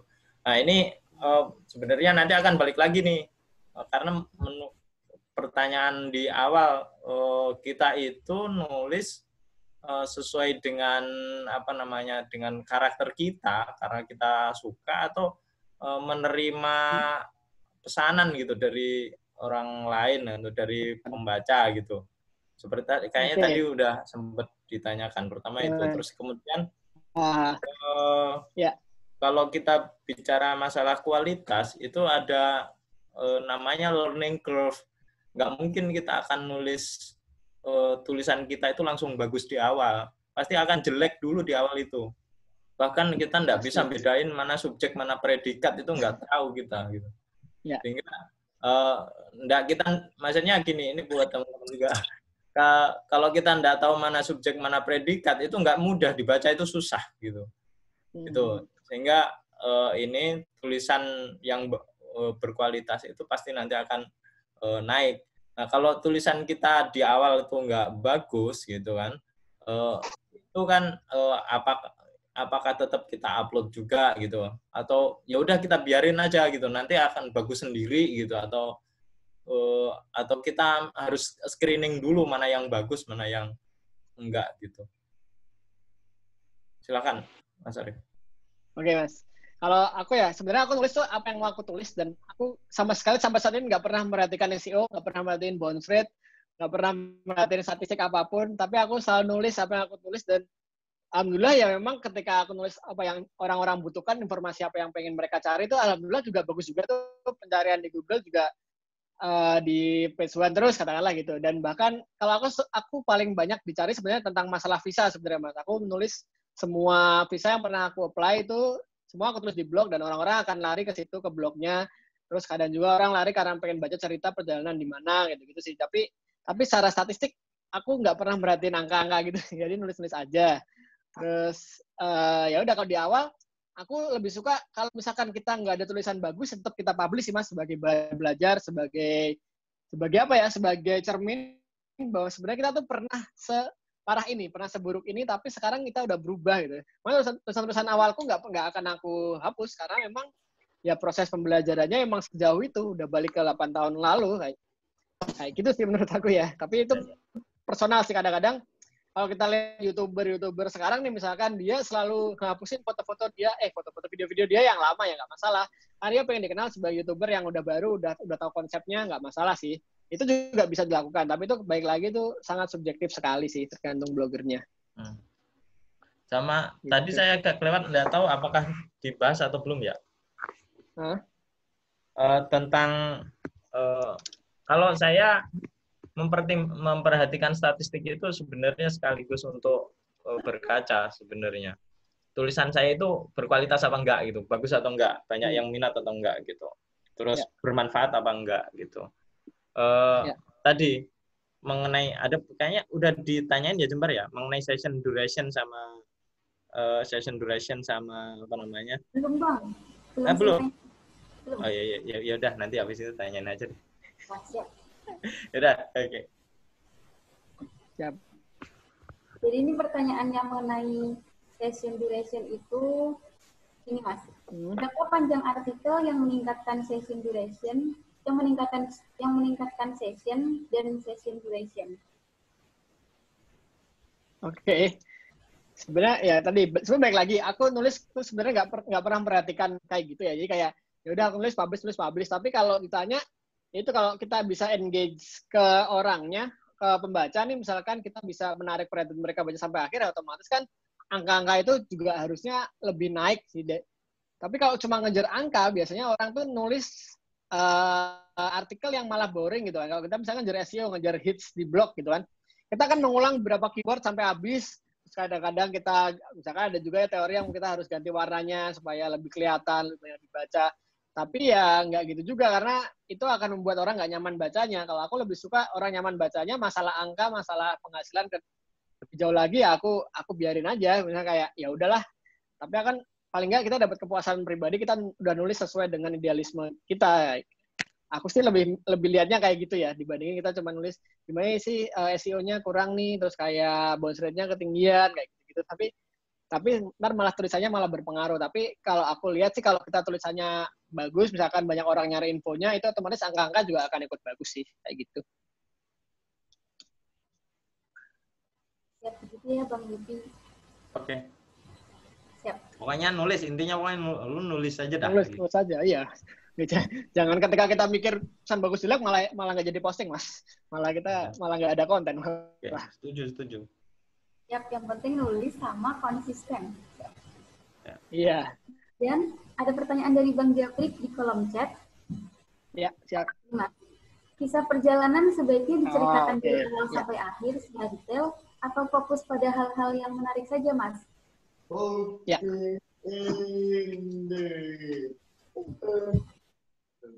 Oke. Kalau buat aku jarang banget bercerita dari awal sampai akhir. Aku lebih suka bercerita ke part-part yang aku sukai banget dari sebuah perjalanan. Misalkan tadi perjalanan ke Kaukasus, aku akan bercerita langsung ke bagian ketangkep polisi dibandingin aku cerita dari awal sampai akhir. Tapi bagian awal sampai akhir, buat aku itu adalah sebagai pelengkap kisah utama yang mau aku tarik nih. Kisah yang paling menarik dari perjalanan itu apa? Tapi bumbunya adalah dari perjalananku sampai awal sampai akhir. Jadi kayak dimasukin semacam insertan aja. Insert untuk mewarnai ceritanya. Tapi aku lebih pilih mana sih yang lebih menarik untuk ceritakan kayak gitu. Jadi nggak harus kita cerita misalkan ngedaki gunung 5 hari gitu kan, dari hari pertama gimana, hari kedua gimana, hari ketiga gimana. Tapi lebih fokus misalkan hari ketiga kita nyasar sendirian terus tapi bisa balik lagi ke rombongan. Nah, itu lebih menarik tuh diceritain di awal sebagai prolog nih. Aduh, saya tersesat, misalkan prolognya kayak gitu kan. Nggak ada lagi rombongan di kiri kanan saya sementara hari sudah mulai gelap kayak gitu loh. Itu bisa sebagai prolog utama malah, karena orang akan bertanya-tanya, apa sih yang bikin dia tersesat nih? Kenapa kok bisa hilang rombongannya? Kenapa hari tiba-tiba malam dan dia nggak sadar? Itu akan bikin orang banyak pertanyaan. Dibanding kamu cerita, dari pertama kita mengunjungi gunung A, kita naik trek dari sini ke sini. Nah, itu kadang orang bosan bertanya. Tapi ketika ada mendapatkan konflik yang menarik atau mungkin premis di awal, akan mengikuti ceritanya sampai akhir. Kayak gitu sih. Ya, terima kasih. Japrik, apakah ada tanggapan, Bang? Ya, betul. Jadi, ini jadi kebiasaan anak Stapala juga ya. Ya, memang nggak apa-apa sih ya, belajar ya. Jadi, perjalanan tuh kan kadang-kadang sehari, atau bahkan saya pernah ngedit tuh perjalanan 14 hari kalau nggak salah ya, kalau kalau nggak salah ya. Tapi ceritanya itu adalah, dan catatan-catatannya adalah yang tadi ya, kurang memakai 5 panca indera itu gitu. Jadi cuma catatannya adalah jam 7 saya makan, jam 8 saya mulai jalan lagi, jam ini saya ketemu bukit kayak gini, kurang detail gitu ya. Deskripsinya kurang detail. Sabar ya Bang Japri. Betul, jadi nggak ada narasi-narasi. Terus jam 12 dia makan siang, habis itu besok terus sampai 14 hari. Jadi, nah apa yang mau diedit gitu ya? Bingung juga. Nah ini mungkin jadi buat anak-anak gitu ya. Jadi bisa fokus, bisa lompat-lompat, bisa cari hal-hal yang menarik gitu ya Mas Arief ya? Menurut saya begitu sih. Lebih ke apa sih yang kamu temukan pembelajaran atau cuma hal memang, apa yang cuma memang nggak boleh melupakan juga supaya ini jadi pelajaran gitu ya Mas Arief, apa namanya, deskripsi tentang detail tentang kayak tadi ya, tiket bis harganya berapa, nama kecamatannya apa, kelurahannya apa gitu ya. Anak-anak tuh kadang-kadang lupa memang ketika dia nulis banyak cerita, dia lupa ngasih tahu dia pergi kemana. Nah itu kan parah tuh Mas. Kira-kira kayak gitu sih. Mas Arief, thank you banget ya informasinya.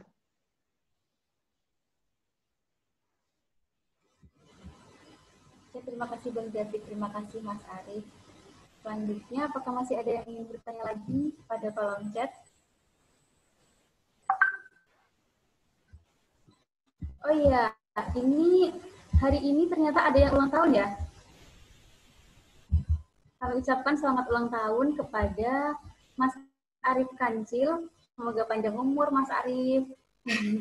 Semoga panjang umur Mas Arief Semoga panjang umur Mas Arief Kancil. Semoga selalu ulang tahun. Selamat ulang tahun. Selamat ulang tahun. Bang Arief. Jadiin tulisan ya Bang Kancil. Iya Bang. Semoga sukses. Bang Kancil ngomong Bang. Doakan aja mutasi ya. Amin. Amin. Ini cerita aja. Turun dari bandara di Manado itu, kita harus rapid lagi. Itu benar-benar mencemaskan loh. Kalau rapidnya reaktif, langsung isolasi sama Pemda. Itu benar-benar suatu hal yang bikin stres. Tempatnya di aula gitu, pakai kayak PMI Drakbar itu. Aduh, mudah-mudahan lah langsung balik pulang ke office langsung mutasi. Doakan ya. Amin.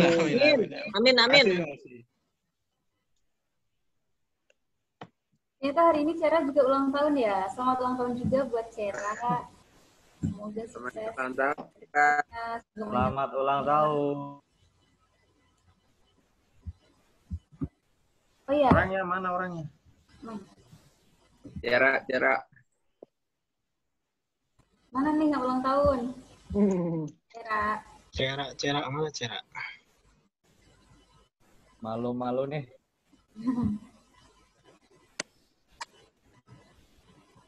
Baik, selamat ulang tahun kepada Cera dan juga Mas Arief Kancil. Selanjutnya, karena waktu sudah habis untuk sesi tanya jawabnya, terima kasih banget buat Mas Arief Rahman yang telah menyampaikan materi yang sangat menarik dan juga bermanfaat sekali untuk kita ke depannya. Dan juga terima kasih atas sharing session-nya, pertanyaan-pertanyaan yang telah dijawab, dan terima kasih juga atas cerita pengalamannya. Oh ya, untuk selanjutnya kami berikan kesempatan kepada Mas Arief Rahman untuk menyampaikan kalimat penutup. Oke. Ada yang ulang tahun lagi. Oke, terima kasih banyak buat teman-teman yang udah mengikuti sharingnya dari awal sampai akhir. Semoga bermanfaat banget buat yang pengen mulai nulis atau mungkin nulis dengan sepatah semangat. Semoga bisa menjadi menjadi inspirasi lah, katakanlah seperti itu.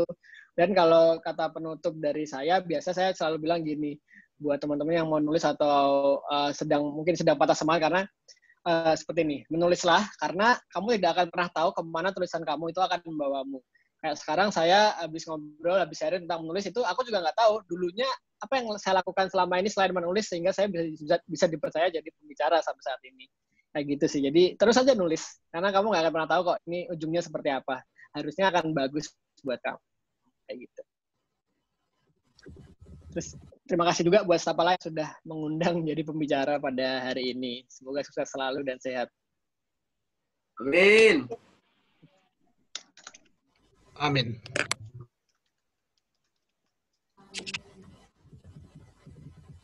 Sekali lagi kami sampaikan terima kasih kepada Mas Arif atas sharing dan ilmunya. Semoga dapat bermanfaat dan semoga setelah mengikuti studi ini akan ada penulis-penulis baru yang membagikan karya-karyanya. Amin. Nah, untuk saudara-saudara, abang-abang semua yang belum sempat menyampaikan pertanyaan atau mungkin masih ada yang perlu didiskusikan lagi, bisa ditanyakan melalui akun sosial medianya Mas Arif ya, Mas? Ya, bisa. Arif Rahman. Bisa. Melalui akun Instagram Arif Rahman. Dan juga bisa banget kalau misal mau mampir-mampir ke blognya Mas Arif di www.backpackstory.me. Ya.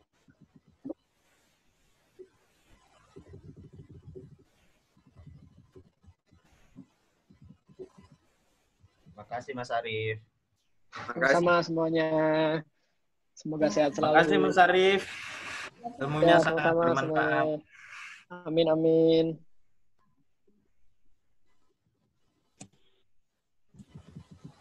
Baik, mungkin